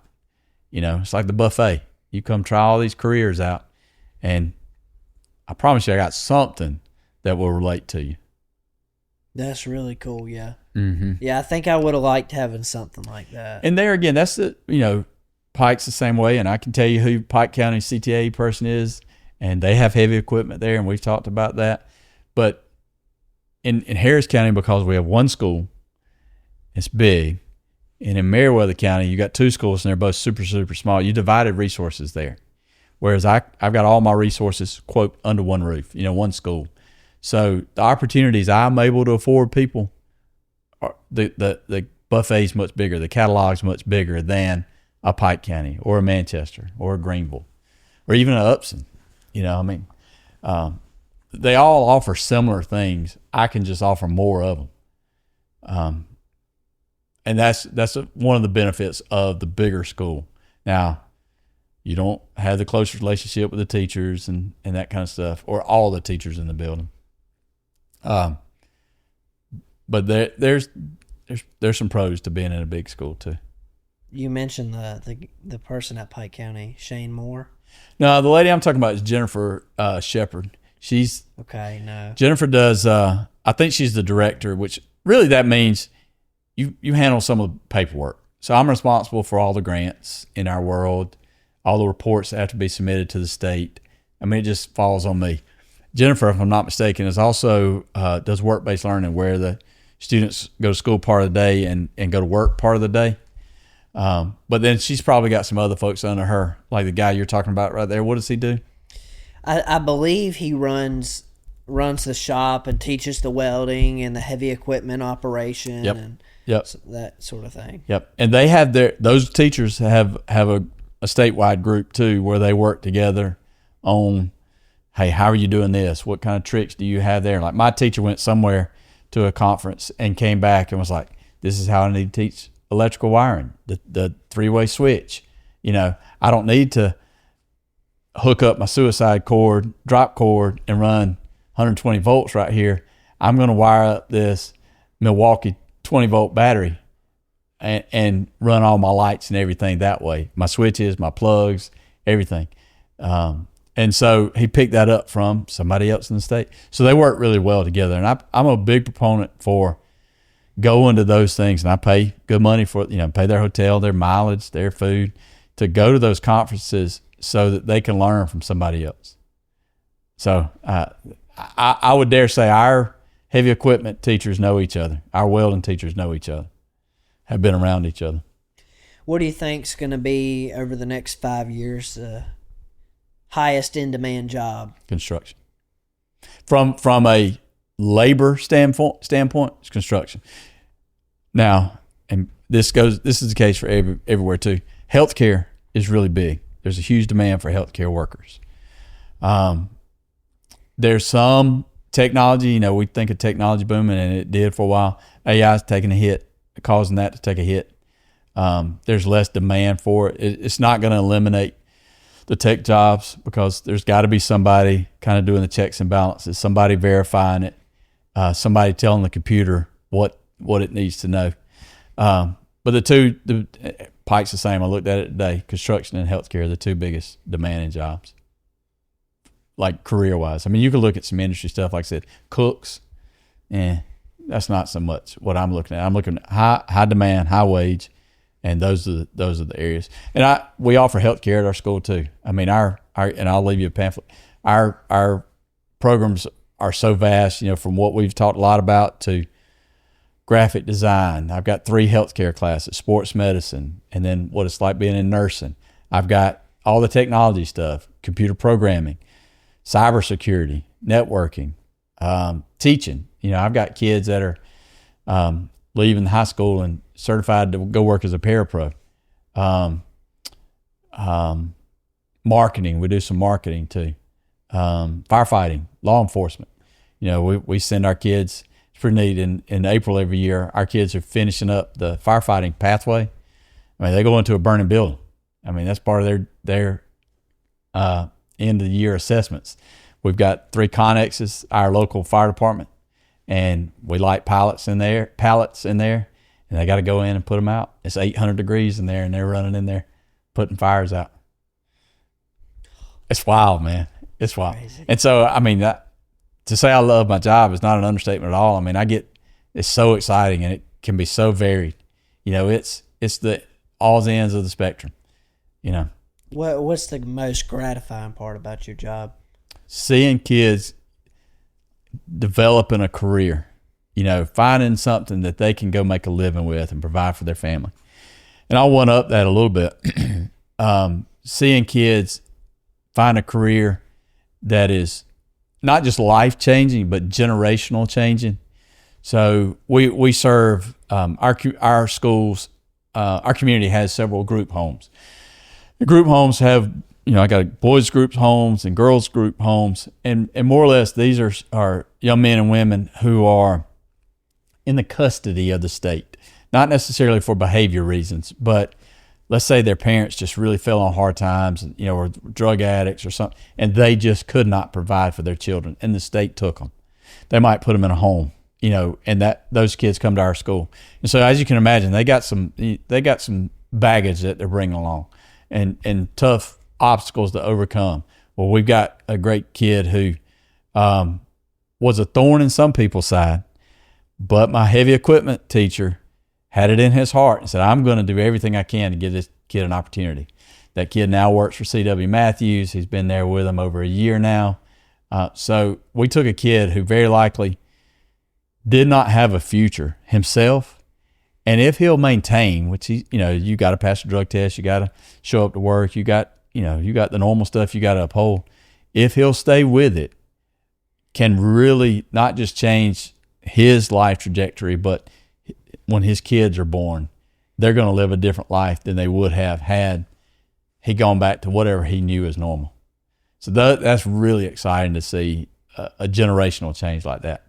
But I mean, and I got story after story of kids getting into careers, changing careers. Hey, I thought I was going to be in healthcare. Turns out I love this firefighting stuff, and I'm still providing healthcare. Because they're all EMTs. A lot of them going to get paramedics. So that's the thing, to see kids find a career that they love, and if we can win some awards with it, that's great too. That's just icing on the cake though, man. Does that help you get grants? The awards, it might help me with some business partnerships. Okay. And then too, it gives validity to any naysayers around us who might say we're putting too much into this. Yeah, we're putting a lot into it, but we're getting some really good rewards out of it. And the state of Georgia has really put a lot of money into it to support what we do. That's something Governor Kemp has done a great job, has pushed for. And over the last, I'd say 5 years, we're probably in the neighborhood of $800,000, $900,000 worth of grants. Wow. I mean, like our heavy equipment grants were $417,000. And that was for 4 simulators. And we teach excavators and dozers, D8s and D3s on our dozers. And I mean, you sit in this simulator and you're tracking and you feel the vibrations. You run over a tree, you feel it. You tip that excavator off the side of a hill, it almost dumps you out. So I mean, it's very realistic stuff. And because the state has invested in skilled trades, I mean, I just, have really had the opportunity to get some great tools. Like I was telling you about that CNC plasma table that my welding shop has. I mean, that was all part of a grant. That was a $65,000 table that the state of Georgia paid for. So, well, because they see the importance of these things. They know these jobs are in demand and how important they are. And there's a lot of lobbying power from those industry people too. So CW was a real big proponent for getting these programs in schools. And so they went to their lobbying people and said, hey, we want y'all to talk to the people who pass bills and pass budgets and push for this kind of thing. Yeah. And so that got a ball rolling. And again, there's partnerships right there. I had those conversations with them. What they asked what we need. And depending on what industry is, it might be, we need upgraded equipment. It might be we just need experience, like healthcare. Pre-COVID, I had kids working in ERs, as apprentices.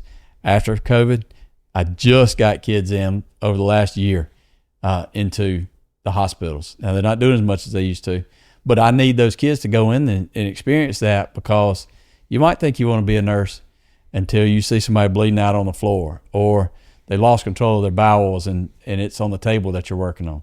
That might change your mind real quick. And I'd much rather you see that in high school than your 3rd year of college or 4th year of college when it's almost too late to back out. So I want those kids to have those opportunities and experiences. Where do you think the biggest labor gap exists right now? What industry? The need? Construction is really big. Manufacturing is another big one. And manufacturing's changed a lot over the years. My dad, being from Meriwether County, we were cotton mills, we were textile mills over there. Callaway and Milliken found it, they all had mills over there. And growing up, my mom said, I don't care what you do, you're just going to college. I don't care what you do as a career, you're just going to go to college. And my dad said, I don't care what you do, you're just not going to work in a factory. Because there were 4 Ds, I think, that went with factories back then. They were dark, they were damp, they were dangerous, and they were dull.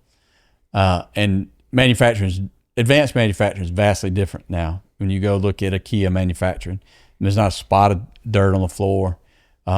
It's not laborious in that you're not moving 100-pound sheets of steel or rolls of steel. You're operating a robot. So they want people who will come in and man that equipment. And then one thing that they're really pushing for, and this is a hard job to fill, is somebody who can work on and program those robots. That's a trade called mechatronics, and there's a pretty good demand for that. But typical high school students who have the aptitude for that are going to be going to school for engineering. So they don't, quote, waste their time on my side of things. They're going to take the advanced maths, the statistics, calculus, all the advanced courses, because they're just really intelligent kids, and that's where they flourish in those classes. So I have a hard time recruiting some of those kids. So what I tell people are, I have an automotive program. I don't have a whole lot of automotive industry, like repair type places in our community, but what I argue there is I've got transferable skills. So if you can work on a car, you can work on a lot of things, because if you can work on the brakes of a car, you understand hydraulics. If you can work on the electrical system, well, obviously you understand electrical and low voltage. Mechanical, you can diagnose cars, where you can diagnose some robots. So I preach transferable skills. So I might not have a one-to-one match, but I've got a class that teaches similar skills that you're needing in your factory. So let's get some of those kids over there. And we've had some success with that too. You know, Pratt Whitney is a company down in Columbus that builds tank engines and plane engines a lot for the military base in Columbus, Fort Benning. And a lot of my kids in my welding, engineering, and automotive program can go to that because they've got those similar skill sets in both areas. I've heard it said that plumbers, electrician, and HVAC workers are going to be the next millionaires. Do you agree with that? Yeah, they're probably millionaires now, man. I mean, I think that's happening right now. If you're in it and can manage it. Now the issue becomes, like I talked about with your career. My neighbor across the street runs an HVAC business. He's a one-man show. He has now hired 2 kids that are just out of high school. He pays them $10 an hour. And I tell Chase, hey, if you can play things, and he knows all this, if you can play things right and train them up, well, you can have them with their own trucks going and doing the maintenance or repair or install, and you can go, solicit more business. You can go get the jobs. And he does residential for the most part. He does some commercial, but you're able to diversify more right there. So, yeah, I mean, that's going on now. And when we talk about millionaires, though, it's, again, I'm looking at not do you have $1 million in your checking account, but do you have $1 million worth of assets? You get 4 trucks. I mean, you got $250,000 worth of trucks right there, and that's not with a piece of equipment on it. That's just driving around right there. So yeah, if you've got the work ethic like we talked about earlier, you can make great money. And realistically, I mean, I got a kid that I talked to and about saving money. He works at a body shop, and I'm like, all right, Walker, how you doing with your savings? I'm doing great. I got $50,000 saved. That's great, Walker. But what kind of interest are you drawing on that? And he's just got it in a savings account or a checking account. And he flips trucks. That's one thing he does. He'll buy a truck, tinker with it a little bit, and flip it and sell it. But having that entrepreneurial mind is where it's at. I mean, I think that's if I could say you want the fastest route to it, it's probably being an entrepreneur. Now, you're probably going to fail a time or two in business too. But I think if you can build a business that's valuable, people value the service you provide, you got a lot of opportunities, either growing it or selling it and starting it again. There's another avenue. I used to work with Jackson Heat and Air out of LaGrange. I don't know if you're familiar with them. Blue and orange stripes on the truck, on the vans. And that's what he does. He started out as a one-man show and is huge right now. And he'll buy competitors, and I'll buy your business. I'll even pay you to come work for me. And he'll put them managing crews and stuff like that. So if you're looking for a growth mindset, you got it. Now, do I think you can be a one-man show and do it all? I think it's tough, man. I think it's tough. I think the risk is high going the other way, and perhaps it's a gamble. But, they say high risk, high reward. There's also, a chance for loss right on some of that too. But I would tell anybody who took that gamble and failed, try again. Just do it again. Learn from your mistakes and don't do those next time. Improve on them. I think that's the biggest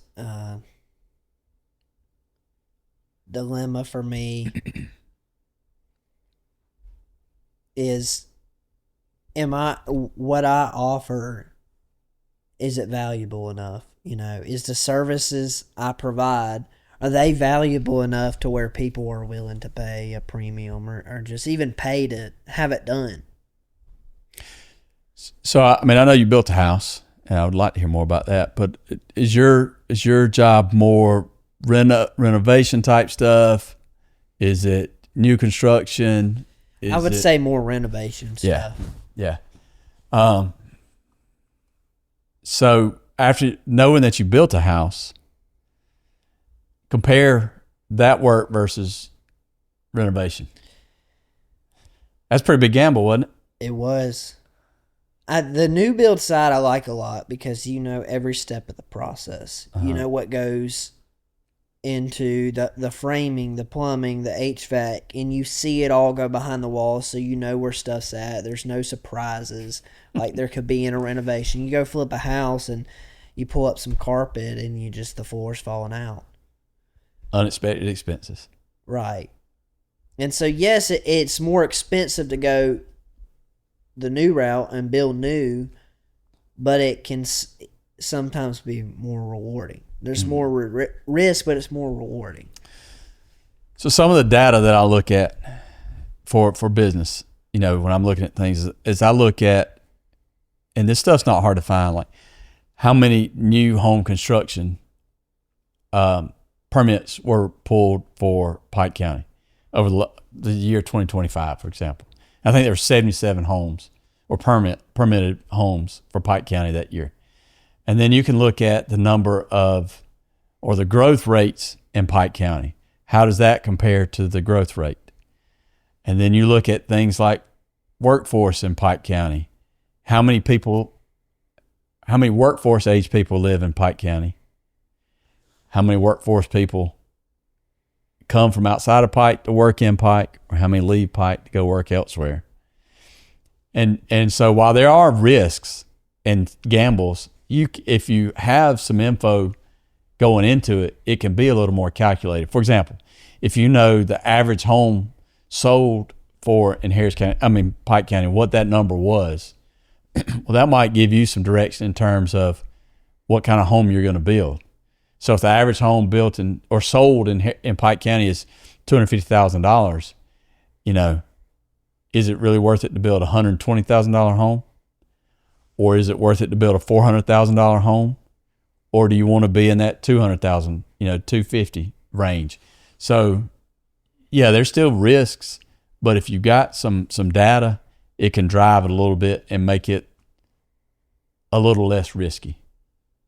Another thing I look at too is birth rates. We talk about people needing workforce, and if you're going to build a 2-bedroom home, 3-bedroom home, 4-bedroom home, the trends across the nation, and Georgia's impacted too, for childbirth is declining. So that's a steady decline, and it's going on across the country, and projections are that will continue to decline. So the need for a 4-bedroom house might not be as appealing as a 2-bedroom house. So knowing some things like that, and those are things that I think just when you get ready to start taking more risks, that you look at, all right, how can I shore up myself so that the risk is not as great? It's still a risk, but you're making more educated guesses now.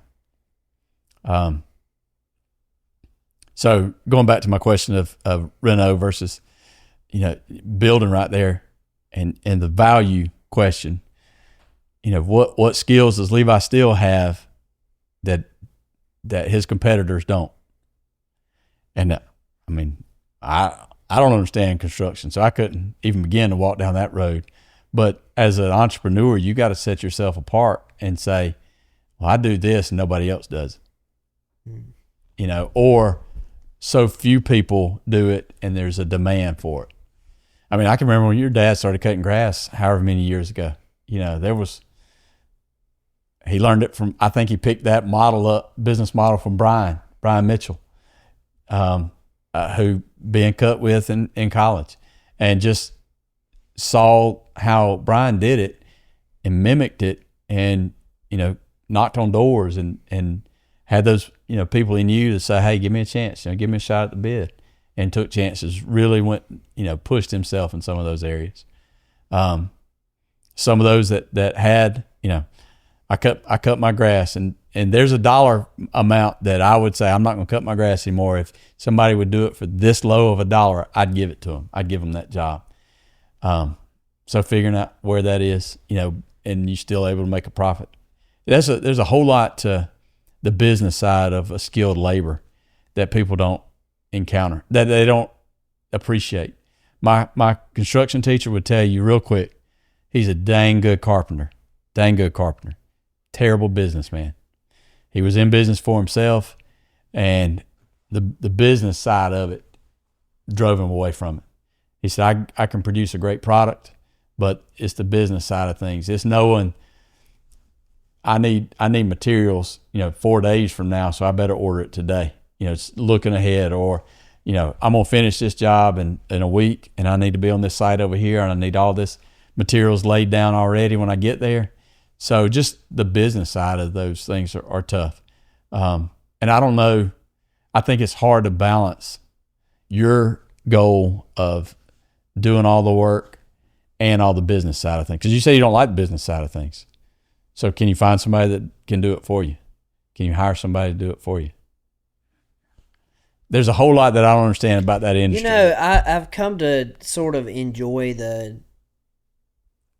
I hate math, but I've started to like the math of business and building spreadsheets, and Claude is a dang good assistant for building spreadsheets. Yeah. And I have an idea, and I'm be like, I'll give you an example. I built this job tracking spreadsheet that's like has all my upcoming jobs, all my revenue in progress, all my scheduled revenue, and then total revenue and everything. That way I'm not like, okay, well, I told them I'll get to this job. Oh, wait, I still got to get to this job. I can just pull that spreadsheet up and see what's upcoming for me, when's my estimated start date, when's my estimated end date, and kind of go from there. So try to figure out those things that work for me. I have a master tracking spreadsheet for my business, and now I'm like, would it make more sense to have a subscription to QuickBooks, and would I be able to see it better instead of trying to figure out and when I find a bug in the spreadsheet, figure out how to fix that or whatever it may be.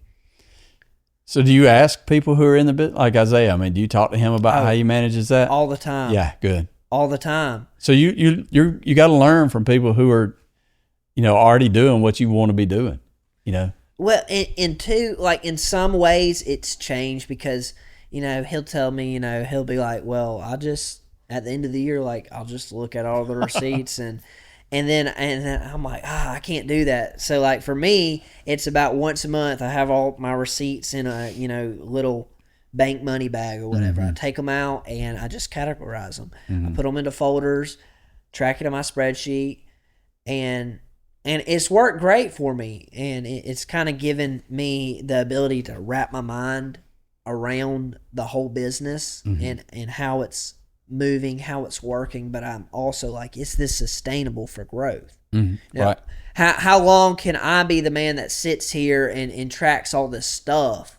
Could I be doing something more valuable that's growing the business? So that's the price point you got to figure out, I think. What would I be willing to pay if I didn't have to do that? But a part of that too is having the business to come in so that I can afford it. Yeah, agreed. Yeah. And then so when you start paying, let's just for round numbers, say you got to pay $100 a month for that. Well, you need to go pick up $120 worth of work. So by freeing up that time, are you going to be able to generate that extra income? Because, and to be honest with you, trading $100 for $100, it's a wash right there. But if you can, trade $100 for them to manage that, and you go double your income with it, it's probably worth it. Yeah. Well, another example, I'm working with this SEO management company. It's called Topline Pro, and they have an app, and I can invoice people through the app and run a website and all of that stuff. And I've seen a year ago, I didn't have a Google business profile. I was like, what's that? Well, my whole idea of business was from the perspective of my uncle. He's been in it since the early 2000s, and he's just big from word of mouth. People know he does good work and he stays busy. Well, and I thought immediately I could just go out and, people know my dad and my family and know we do good work, and I'm going to have work to keep me busy. And that's not the case. The world's changed, and I realized, okay, I have to advertise. Okay, I got to be on Google. Yeah. What do I need to do so that I rank the top in my area, and I do rank the top of my area now, so I try and stay on people about, hey, can I get a Google review from you after a job? And all of these little things I'm trying to learn my pricing.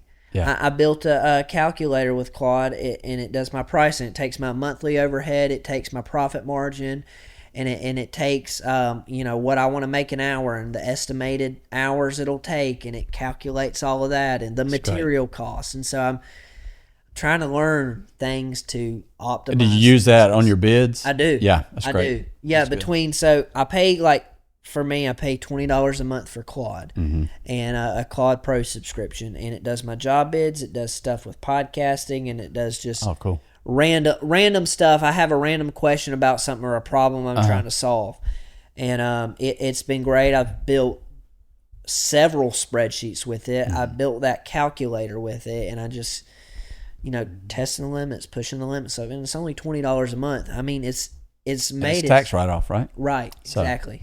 But no, that's great. So, and what you're talking about with Google right there, so everything we've talked about has been the business side of it, the accounting side of it. And now you're talking about the marketing side of it, which is a third job to it. Yeah.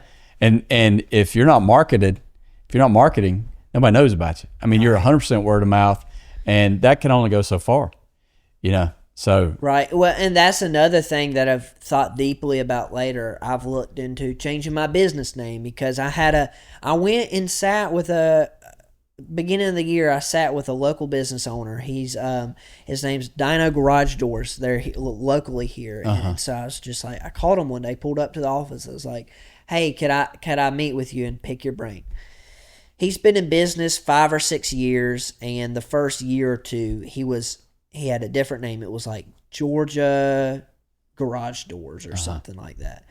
And he said him and his wife went to a marketing conference in Orlando, and they came back and it completely shifted their perspective. Really? So they changed the name of the business. They changed the logo to something recognizable. Now it's a purple and green dinosaur, kind of like Barney the dinosaur, but it's like very friendly. And he told me something that stuck with me. He said, a lot of these people who are getting on Google and trying to find you are women. Mm-hmm. And when they see this cute, cuddly purple dinosaur, that's appealing to them. That's comfortable. That's safe. Yeah, it's good for them. And so now he said in his 5th or 6th year of business, he said last year they did $650K, and he said he thinks he can break $2 million this year. Wow. Yeah. And he's been a one-man show so far.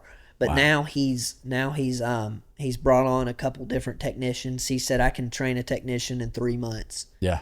And and so he's talked to me about how important his SEO management has been in having reviews reviewed on Google, and how he pays $600 a month for a location in Peachtree City, an office front, just so he can have another Google business profile page and have a street address. He said, I don't ever go there. Yeah. He said, but it's $600 a month, and getting one job from that can pay for the whole thing. Right.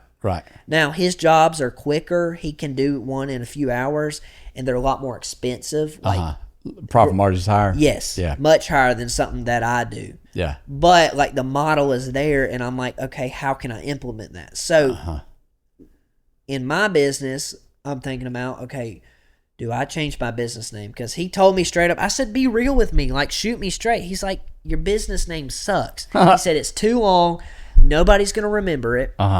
And so I've thought about that. And obviously, like, stuff's picked up a little bit, but I'm like, okay, where can I take this? And I've got some ideas for maybe a name, and I'm like, okay, like having a mascot, okay, what colors would I pick to, like, really capture your eye? And, like, you see my van on the side of the road, and you're like, oh, scan the QR code or dial the number. Yeah. And like now for me, I'm like, oh, I got that little trailer out there I pull my tools around, but I'm like, oh, what if I get a van? What if I get a van and I can have like my table saw slide out the side, and then everything's super organized, and then I can drive that. Or if I hire somebody, I can send them out in that, and then I can come in my own vehicle, or we can split up. Yeah. So this is all stuff I think about. That's great that you're talking to them.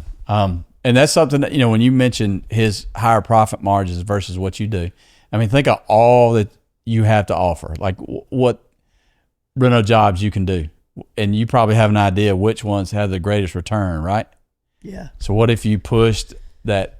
This is my specialty. Okay. I'm that guy who can, let's say it's putting in barn doors. Like, I mean, that's real trendy and that kind of stuff. I'm the guy who does this, and you show several pictures of that, and that's your bread and butter. That's where you're making your big bucks on, because probably less time and labor and materials and that kind of stuff, and push what gets a higher profit margin.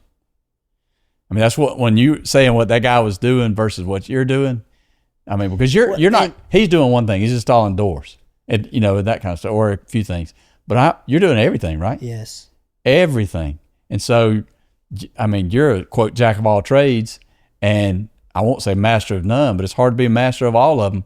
But if you can freaking do a bathroom reno like nobody's business, and you make bank on that, I push it. Yeah, that was another thing he said. He said you got to figure out your niche. And that's been hard for me, because I don't know what that is. Because growing up with Isaiah, working for him from the time that I was 12 to the time that I was 18, like, we did everything. And that's something I love about the job, is doing everything, the diversity of it. It's not the same thing, job every day, boring every day. But do I suffer for that? Am I willing to have that trade-off to where, it's boring sometimes, but I specialize and I'm like a whiz at this. Nobody can remodel a bathroom the way I can. Nobody puts in windows like Levi. Right. Yeah. To where people are willing to pay the extra money, be put on a waiting list to have me do their bathroom remodel.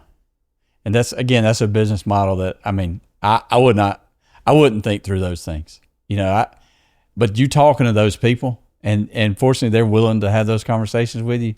I mean, that's gold, man, because they've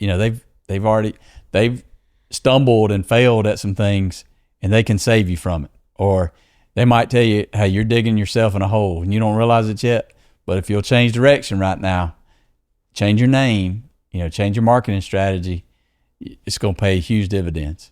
So yeah, those people willing to talk to you about that's hugely important. Well, and I can become a tightwad sometimes, to where I'm like, oh, I just want to save for a van or this new tool or whatever. And I'm like, and I got to like check myself to be like, no, what's going to keep the money coming in? Like, obviously, you know, buying that tool might make me more efficient, or where I don't have to borrow this one, or buying a van might give me more opportunity or whatever. But am I going to, is the trade-off, is the payoff going to be better if I put that into advertising, to running Google ads, running Meta ads, or getting a billboard in town? It's all stuff I gotta think about. Yeah, that's, like I said, that's the business side of things that can make or break, you know, what you do. You know, especially as an entrepreneur. And I've told my uncle, I tell him this all the time, actually. I said, running my own thing and having to figure out all these issues and problem solve every single day, I said, I have so much more greater of appreciation for you and all the stuff you did behind the scenes, not when you were there working with us, but when you had to go bid a job, or like when you leave here, I'll get on the computer and bid some jobs. You know, it's just how it is. But, you know, as much as that can be stressful sometimes, I'm kind of addicted to it. I love doing it. Get a little high from it. Yeah. A little rush. Yeah. I get it. No, I get it. Yeah, because I'm like, hey, that's not in a greedy sense of that's more money, but that's like, that's another step in the right direction, whether they accept it or not. You know, that's more quotes going out, so it raises my percentage of having one that's accepted or whatever. So yeah, appreciation for the business side of things, because I didn't see that when I worked for him and clocked in, clocked out. You don't see that, you know. Even when I go back to work for him, you know, I'm ready to be like, all right, when's this over? I'm like, I enjoy not having to manage anything or figure anything out. I'm just a worker. Right. Sometimes it's nice. I agree 100%. And some of my side works that way. Like, I'll go, you need help with this? All right, I'll come do that. You know, and I don't have to manage people. I just go do this. Yeah. It's fun. So let me ask you this. Do you know who Mike Rowe is? Yeah. Mm-hmm. He's kind of into the same things you are. Very much so. He's got this big foundation that they grant scholarships to individuals to go out and start businesses and stuff within the trades. So with that, I want to ask you this. I plan to have him on one day. One way or another, I'm going to get him on the show. What's a question you got for him? What would you ask him? This could be pertaining to the workforce, or this could be pertaining to one of his shows. I mean, some of these same conversations, man. Like I'm not starstruck by him. I mean, he's bringing light to something that's highly needed, highly in demand. So I would ask the question: where are the fail points for people who go out and do these trade jobs? It's the same conversation we're having, Levi. What's the difference between the guy who's going and framing or the guy who runs the business? Who's the same one? What makes or breaks them? And then how can we ensure that it's the make and not the break? Whether it's a curriculum you hand them, workbook.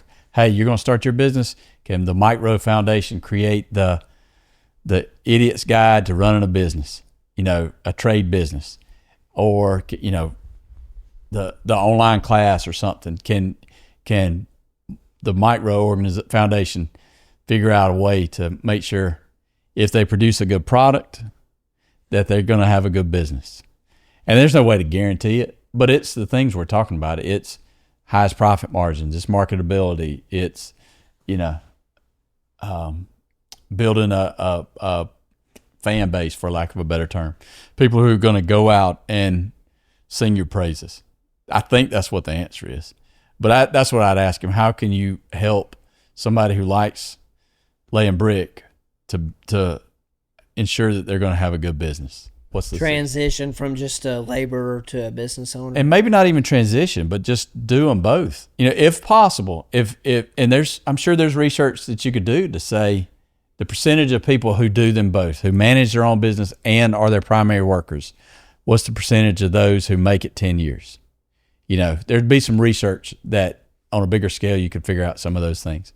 And then if that's what Levi Steele wanted, all right, here are the 10% who did make it or whatever. Here's what they did to make it. Here's the common thing that they did. Or the people who split and gave up the trade per se for the business side of the trade to go bid and quote and manage job sites. What did they do? How did they transition over to that and keep their business, the labor side, going? You know what I mean? Like, give me a workbook. I like swinging a hammer, but I like, to make a profit off of it. How can I maximize both of those? And if he can figure out a way to lay out a blueprint, that's what I'd want. I'd want to be able to package that and give it away. Yeah. And I think he's a benevolent guy. I mean, he wants to give it away. Yeah. And this, that stuff's there. I mean, there's just gobs and gobs of data about workforce, about jobs, about job creation, job loss. I mean, there's so much information out that you can get lost in it. But how do you know that someone's going to be successful in business? Like, how are you confident in giving them $1 million to go start their business at 22 years old? Because what are the stats? At least 90%, if not more, of businesses fail within the first 2 to 5 years. And then what is it? 97% of those fail in the first 10 to 20 years. Yeah, I don't know what the stats are, but I'm sure it's high likelihood of struggling. Yeah, I mean, it's just hard to. Well, first of all, it's hard to turn a profit. I mean, a lot of businesses generally say you're going to spend 2 years and not pay yourself, and that's just hard to do. So if you're doing that, I mean, you're already ahead of the game. No, there's no way to guarantee it. There's a lot of failure in business. Going back to perseverance, I mean, that's the difference maker. I mean, those people who make it, they failed. I mean, it's just what drove them to keep going. I don't know if Mike. I think Mike's team could build a blueprint and this is not the guaranteed way, but this is the best way. You think that's needed? Yeah. I mean, I think that goes, based on the numbers we just threw out, and they're not statistically 100% accurate, but yeah, I mean, a lot of businesses fail. Most businesses fail. That's a no-brainer to say that. What can we do to ensure they're most likely to succeed? So what are the failures? And then how do we coach them up so that they don't encounter those things that cause them to fail? And how do we get that percentage down? Yeah. The percentage that fail, how do we get it down? But so much of it too is, I mean, if you're the best paper airplane maker in the world, I don't know that you're going to get rich doing it, because what's the market for it? So you gotta find a marketable skill too. Yeah. And yeah, again, you're in one, man. There's a guy that his wife works with me, and his name's Michael, and I'm like, hey dog, I just got some fascia board needs replacing, or some hardy board needs to be, siding needs to be replaced, anything like that. You come look at it? Yeah, I'll come look at it. Hey dog, it's been 3 weeks, man. I know you're busy. You think you come? Oh man, I'm so sorry, I'm so busy. And there's just such a high demand for, his stuff right there. So the job I'm asking for is chump change. And he doesn't want to take off from a $10,000 job to come do a $800 job. So like I said, having those marketable skills. And I'll say with that, that's a whole nother dynamic, because I'm learning, I'm trying to navigate that too. When people want me to come look at things, and even you saying that reminds me now of somebody I got to reach back out to. And it's not that I don't want to do it, but there's so many other things going that you're trying to, and that's part of the reason why I created that job, scheduled job spreadsheet, right, so I don't forget. But there again, I mean, are you going to come do that job for me that's going to take you 2, maybe 3 days, and you're going to clear $500 on, or are you going to take a 2-week long job that's going to get you $12,000? See, but my problem with that is I would take that job just because that's the type of person I am. Like, I would do that for you. So what if you had this though, Levi? What if you had, let's just say Jacob was working for you, and like, all right, Jacob, I'm dropping you off over here. I'm paying you $16 an hour to do this job. I'm going to go work this job over here. How would you feel about that? Do you feel confident enough to pass his work off as yours, or let him represent your brand? If I can train them enough to that point, and that's absolutely. I think that's how you get to that kind of stuff. But like, I understand the and not everybody does. I get ticked by it, but I understand it. Michael's going to go do those high paying jobs more than he is mine, and I'm not mad about it. It's dollars and cents. I mean, it's about making a living, and when you're providing for your family, I can't expect you to take chump change and then me nickel and dime you about stuff. So maybe I got a different perspective on that workforce too. And the thing is too, I think less and less people understand it or see it from your perspective, because they're not in your line of work. Agreed. They're just like, why is he not out here? Why is he not out here doing this? Is my money not as good as their money? And they don't understand that whole side of things. Yeah, and it's hard to get people to come like give you quotes. I mean, just because they're 3 months backed up. Yeah. So it's hard to think about the 4th month when I got 3 months worth of work, and you want to, like I said, you want a $1,000 job done or $2,000 job done. That's where my uncle is right now. He said, I have work until March. And I'm not the least bit surprised. I'm not. Like, that's where I'm trying to get to, Right. But hey, it's been a blessing. I think I have work scheduled for a month and a half now. And in 4 months ago, I won it. Yeah. I want to have. So I see. You want to come replace some face boards, Marma? Hey, come on. I see some pictures. There. Okay, yeah, shoot me some photos. Okay. But there again, that's another thing. I mean, it's an hour and 10 minutes from here to there. Is it? I mean, that's 2.5 hours of windshield time. Right. And so that means like somebody like me is going to have to charge more than somebody that lives in your area. And people get mad at that, but that's just how. You got to pay the bills. Right. Yeah. And that, like I said, I understand that probably better than a lot of people. Yeah, the average person. Yeah. And I don't always look at, I mean, it's supply and demand. You have a skill that is in high demand. There's a lot of people wanting that. And so if I want that skill to come to my house, I got to pay the price. I mean, like I'm doing work on my deck, and I talked to my carpenter girl about bringing her and her crew out about doing it. And I finally told her, I said, Lindsay, I don't think I can afford you because the materials are crazy expensive anyway, much less paying, two of y'all to come do it. And then secondly, I'm kind of embarrassed about my deck. It's Levi, everything underneath it's 2x4s. Everything. I mean, the supports are 4x4s, but everything else is 2x4s. So even the joists? Oh, yes, sir. I mean, the decking's, was it 5/8 or no, 5/4? But like everything's 2x4s, man. Oh, so I have now, and my first little spots that I patched, I put back in with 2x4s, and I'm like, that's junk, and nothing pressure treated last anymore. So yeah, that is true. And so so now I did some stuff back in the spring, and I'm like, I mean, I got to put at least 2x6s here, and I think I went with 2x8 on most of it. Yeah, I did 2x8s on it. So I mean, just things like that.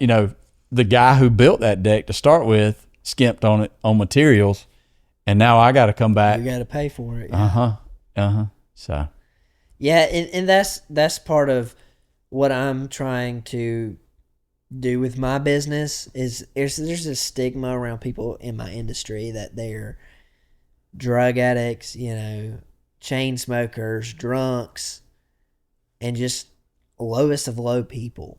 And while there may be some of those people, that's not all of them. They don't make up all of the industry, right. And I'm trying to give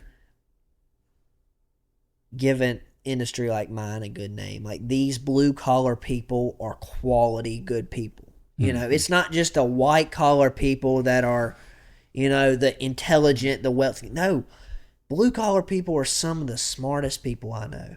Oh yeah, yeah, no doubt. I mean, my dad's one, my granddad's one, your granddad's one. My grandfather, who I think probably made it to 8th grade, fought in World War II. Like that joker could build anything. You needed a tool and it didn't exist, he'd make it. Wow. He took a Cub Cadet riding lawnmower, and this was back in the 70s probably. Added a hydraulic pump so he could build garden attachments to it and raise and lowers and put it on a riding lawnmower. I mean, just stuff like that. And that was that era of people who they weren't going to go out and buy. There wasn't a Harbor Freight to go to. There wasn't a Lowe's to go to. I mean, they just had to use some ingenuity. And there's a problem, just figure out a solution. Brilliant people. And you talk about hating math, and I can remember, I guess it was Ben. I remember with Ben, I think, applying the Pythagorean theorem. Do you know what the Pythagorean theorem is? A squared plus B squared equals C squared. Which in the construction field is what? 3, 4, 5. What's 3, 4, 5 when you square a wall? Square a corner. You got... The Pythagorean theorem is the 3, 4, 5, where you go from the corner 3 feet, draw a line, go to the other corner 4 feet, draw a line. From line to line is 5 feet. And if it's not, that's not 90 degrees in there. But that's I didn't. That's the application of math. Daddy said that to me. I don't remember. I just take my frame and square, put it in the corner. Right. So, but that's good. That's something. I'm learning something here. Something I need to apply. So, and my construction teacher was a math teacher before he was a construction teacher. So, in the construction business, he saw that it was not sustainable for him. So he found that he could go to college, and he asked, "What can I go to college for?" and not have to pay much for college because somebody else is going to pay for it, and pretty much go be a teacher. And it was math.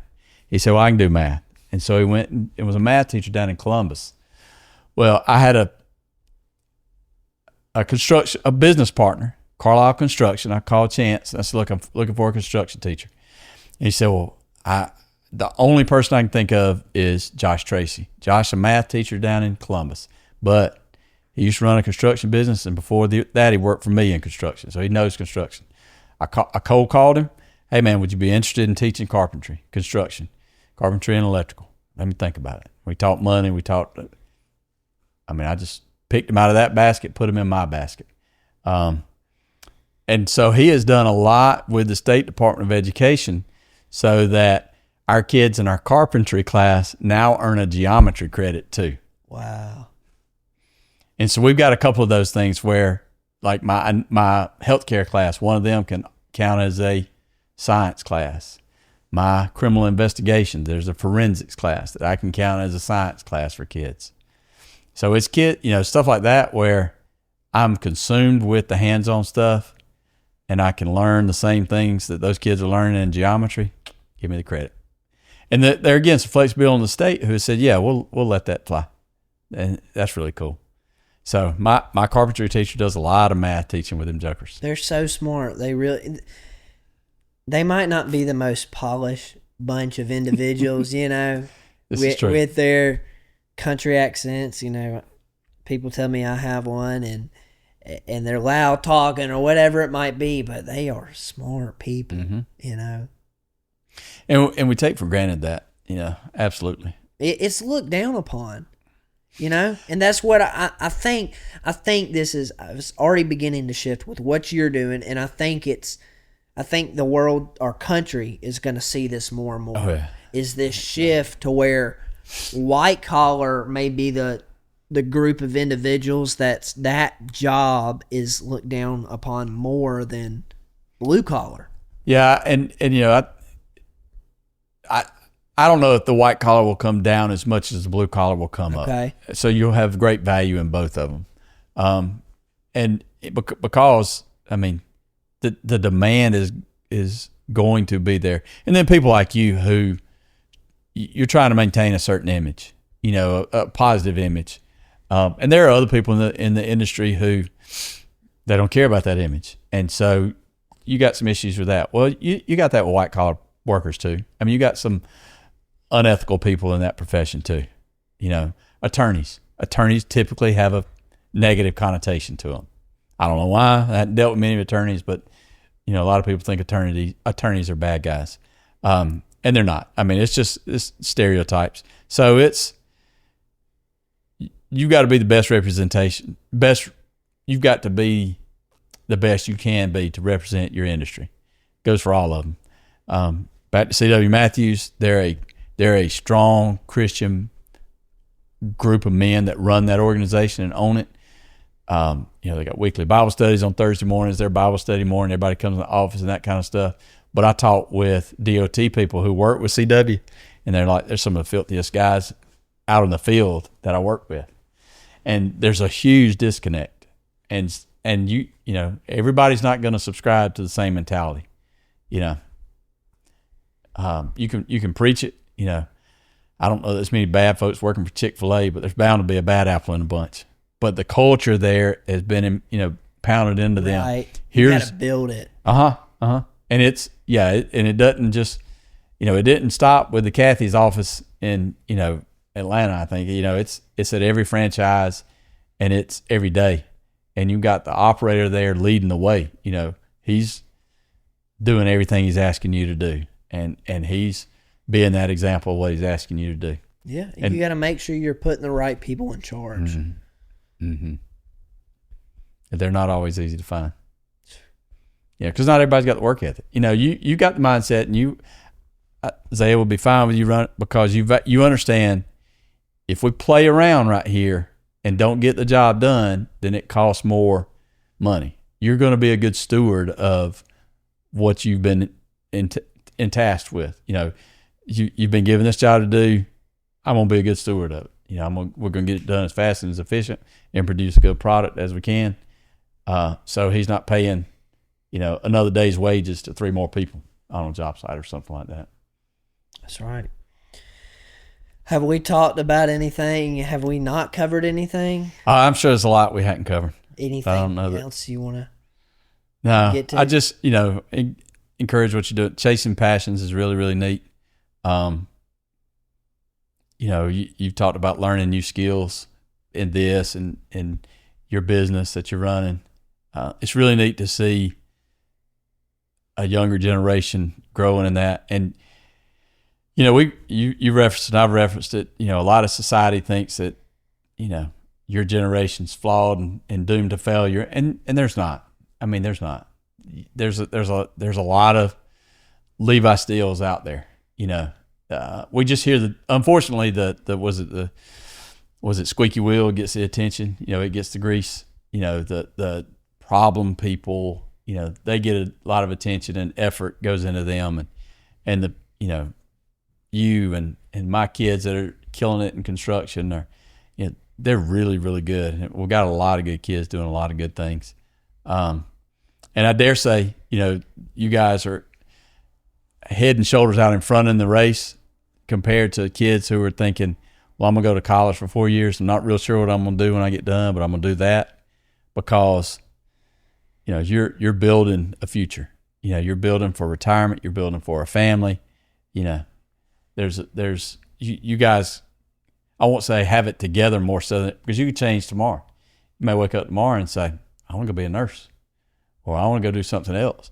So that possibility is always there, but the learning opportunities you've taken advantage of, it's really inspiring to see, kids your age doing this. And I say kids, I mean, I saw one of my former students the other day, 35 years old. I'm like, that's one of my kids right there.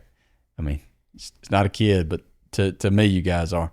But I'm proud that you keep kind of, I think, what's Kirby say? Chop the wood. I mean, you just keep chopping. And I'm an Alabama fan, so Kirby probably learned that from Nick Saban, though. Man, it's crazy I even let you in here. It's rough world. I stuck in, man. It usually happens. My wife's a Georgia fan, and our house is divided. So she's a Georgia fan. Bailey, my daughter's a Georgia fan because she's going to be like Mama. Braylon's an Alabama fan because he's going to be like Daddy.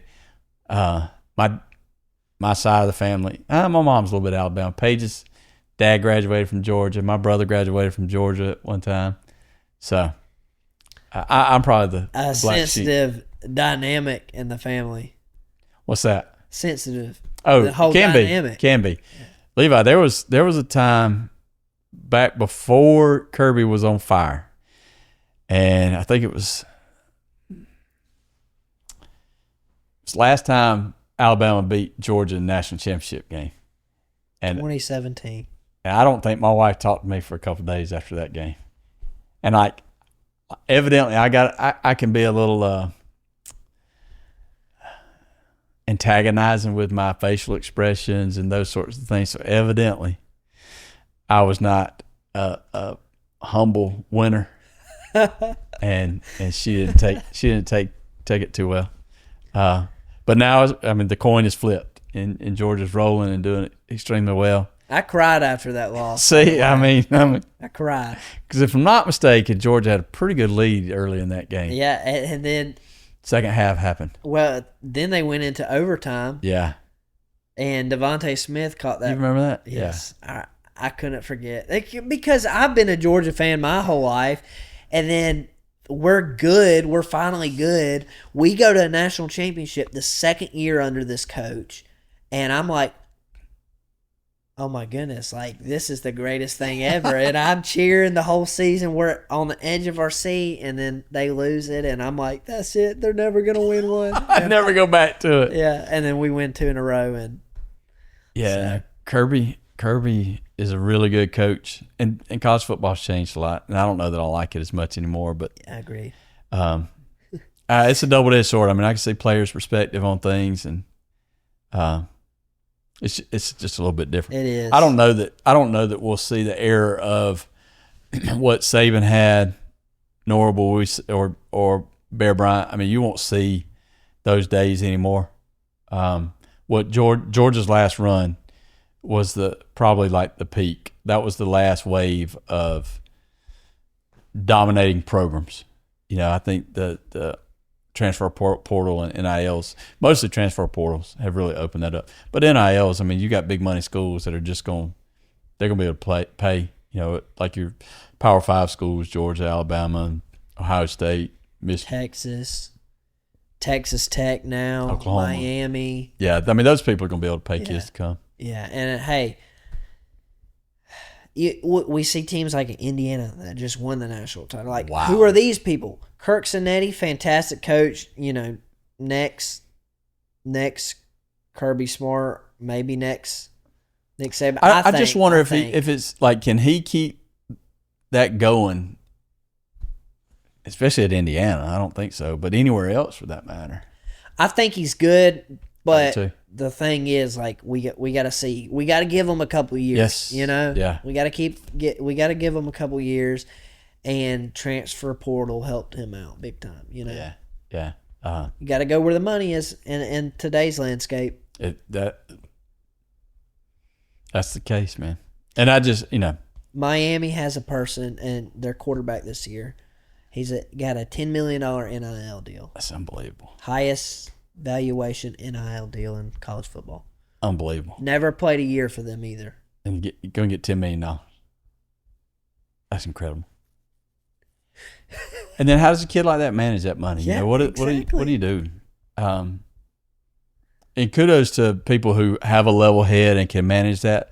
Not that kind of money. I got a kid that got drafted by Arizona. He plays for Seattle Mariners now. But out of high school, he played baseball at Auburn, and when he got drafted, like $1.25 million, something like that, $1.75 million. Anyway, just the way, and I know him really well. I know his mom really well. Just to watch how they have managed finances and the kid's not vain. He's not, like, I think when he got drafted, his parents bought him a really nice gold necklace. Like, he drove a Kia. His dad worked at Kia. Drove a Kia he was playing in Seattle, and he's driving a 2016 Kia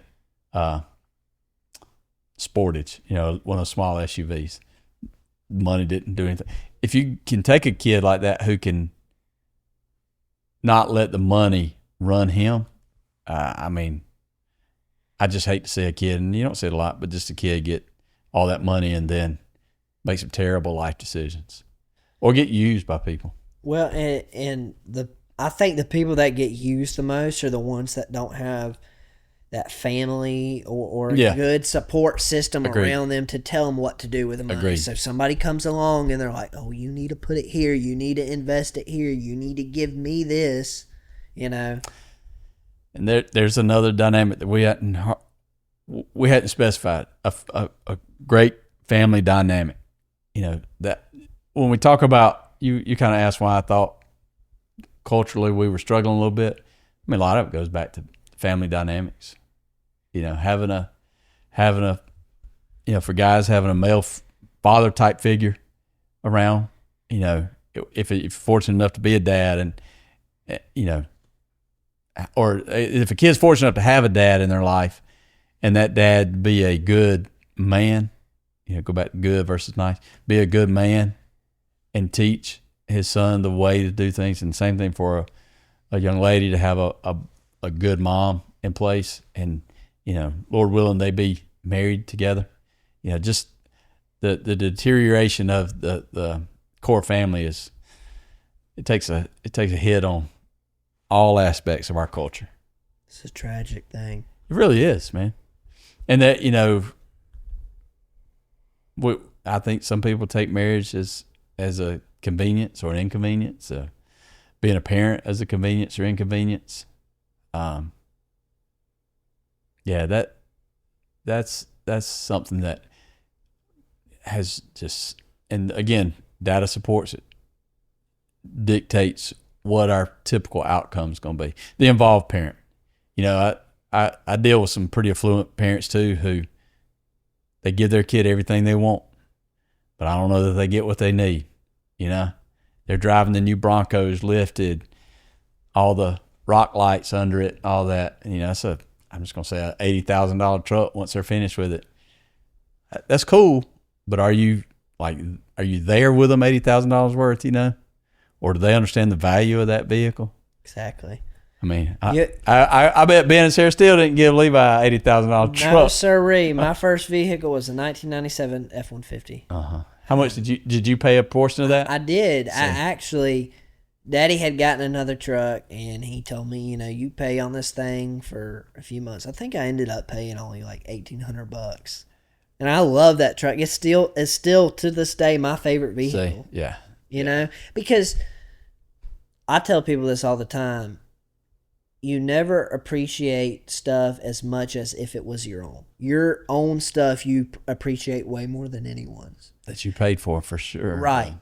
Right. Because, like, my dad's always taught me, you borrow something, leave it better than you found it. Leave it with fuel in it. You break it, go fix it. That's why he and I don't like to borrow other people's stuff. That's right. Yeah. That's right. I can remember coming to cut firewood with him one time, and I forget what it was. I think I had to borrow my dad's chainsaw or something like that. I'm like, all right, dog, when we get done, I got to sharpen this blade. I'm going to fill it up. I'm going to clean it up. Because if not, Daddy will say something. I mean, I just same mentality that I wanted it back, give it back better than I got it. And I always was afraid that, I was going to tear the bar up or something, and then I'd pretty much have to buy you a new chainsaw, and I still don't have a chainsaw.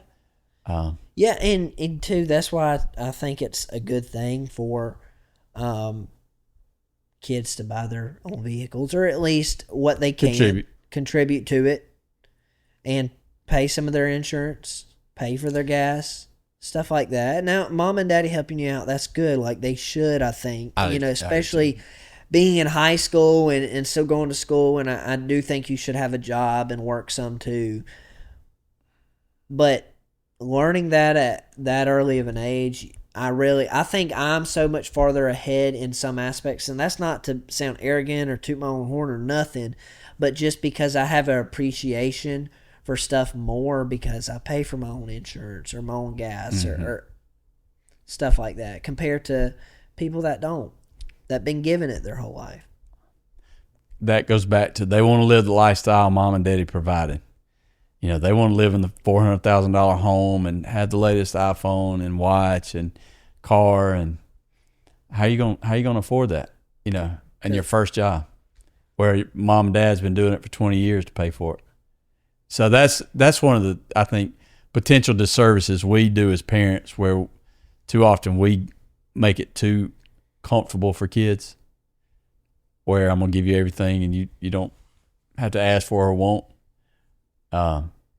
So that to learn that lesson of paying for it, I got to earn it, and I'm gonna take good care of it, because I guarantee you, if you borrowing somebody's tool, you treat it one way versus what you pay for, or you go to work with Isaiah and you're using his tools, you're gonna lay yours down a little more gently than you are his, because it's just how typically, yeah. I mean, you got the mindset of I'm gonna take care of other people's stuff. Not everybody has that mindset. Right. That's one reason, like, you go to work at a shop. I mean, they don't give you tools because they know you're not going to take care of it. That's why Snap-on comes to visit you at that shop.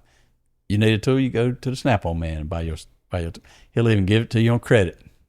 I got a guy that works for a shop down in Columbus, and he's like, I can't stop working. I owe the Snap-on man more every week than I get paid. And his name is Tyler. I said, Tyler, you got might readjust some priorities here, man. That's Snap-on. Harbor Freight's pretty good stuff too, man. Go buy you some of those tools. I've heard that Snap-on stuff's crazy. It's real expensive. And you pay for the name, you pay for the warranty, and you pay for the service. But you can get some of the same benefits going to Harbor Freight, going to Craftsman, going to Lowe's, Cobalt. I mean, you don't need to drive a Cadillac right out of the gate. I'm a Milwaukee guy myself. So most of the tools in our shop are DeWalt, but I think my guy wants to switch over he wants to go to Milwaukee. I was DeWalt for a long time with Isaiah. I think you did some testing or something, right? I mean, didn't you do a comparison podcast or something? Yeah, I did a video one time comparing them, but I mean, they have each brand has their stuff that's better. Yeah. They can't all do it right. But I like my Milwaukee stuff. I like being different than most people, and me having red and black. One, it's Georgia colors, and two, nobody else in my family has it, so it ain't gonna get stolen. Yeah. Or if it does, I know it's mine. There you go. What's everybody else use? DeWalt? They do. Well, my dad uses Ryobi. Yes. I love Mr. Bob. And then my uncle uses DeWalt. And no, my grandfather uses DeWalt. My uncle uses DeWalt. My dad uses Ryobi. Oh, okay. So, and all right, so I'm on level with Ben. Yep, and we give him crap all the time about it. You better believe it. I bet the stereotypes are real. I don't know. I bet he'd put his work up against your work. He would be confident. Now, I don't know who would be better. But he would. No, he definitely would. He's like, it's not always about the tool. It's about the person behind the tool. That sounds like. I was like, yeah, but that's like great. My batteries don't die as quick as yours. My motors are more whatever. You gotta have something to rib him about. That's right. That's right. I got to. Well, Mr. Tyler, wrapping up. I want to thank you so much for doing this. It's been a pleasure to pick your brain and learn from you. Pleasure's been mine, man. You got to have some Harris County stuff though. So you got to have a cup. Oh, sweet. And you got to have some notepads right there. Yes. Yeah, and then there's some flyers in there, and that's just those are some of the things that we teach at our school, and some pictures of some of our kids in action right there. Let me see one of them. Yeah, so on the cover I got one of my kids firefighting right there, working on a fire truck, and then I got a kid on the back, got a kid operating. That's matter of fact, that's a Komatsu, but that girl driving. So she's not only a champion brick mason, she's a heavy equipment operator too. That's her driving one of the smaller dozers. She's probably tough as nails. She's pretty tough, man. She is, and so is our framer's real tough too. Wow. Man, this is so cool. Thank you so much. Yeah, man, it's great. We're real fortunate. I count my blessings and doing what I'm doing, where I'm doing it, who I'm working with, and there've been opportunities. I mean, I got a call last week about an opportunity to go somewhere else, and I mean, it's just not worth it. I mean, what I feel like the work I'm doing, the people I'm working with, the product we're producing. I mean, even if you pay more money, I don't want to leave right now. Yeah.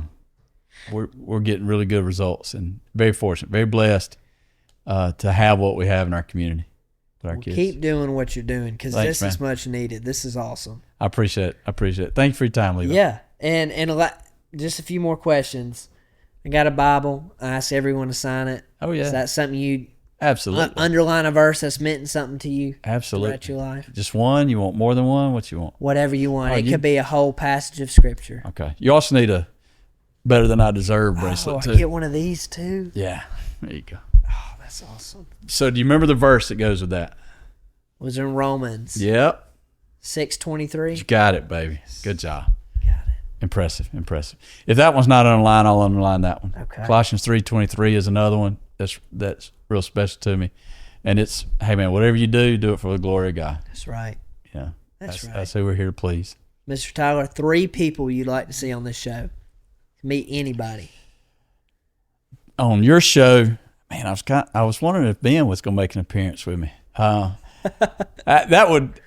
really would like to see, maybe your parents on here, just from a perspective of why they did what they did. How did they chose to rear you guys in a certain way?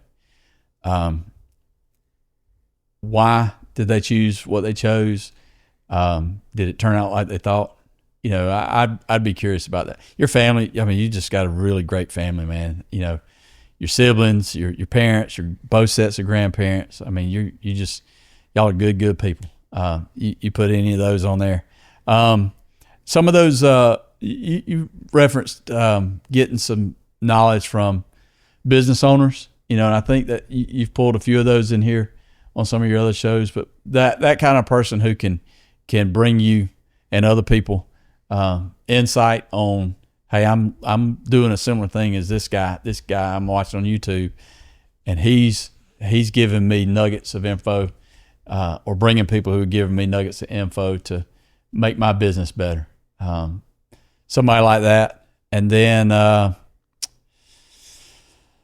gosh, I don't know. Somebody who's got some wisdom in finance. Finance. I like that. I want to do one of those really bad. Yeah. Yeah.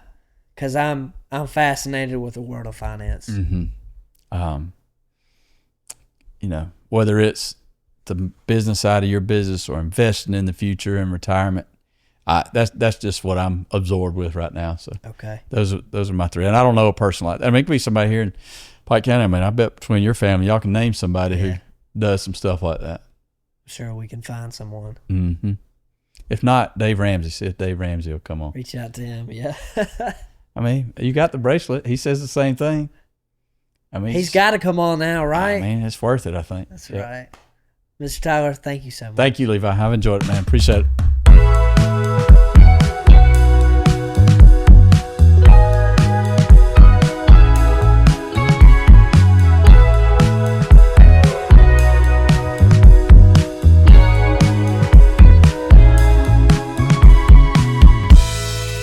If you found any value whatsoever in today's episode or any of our previous ones, head on over to YouTube and subscribe.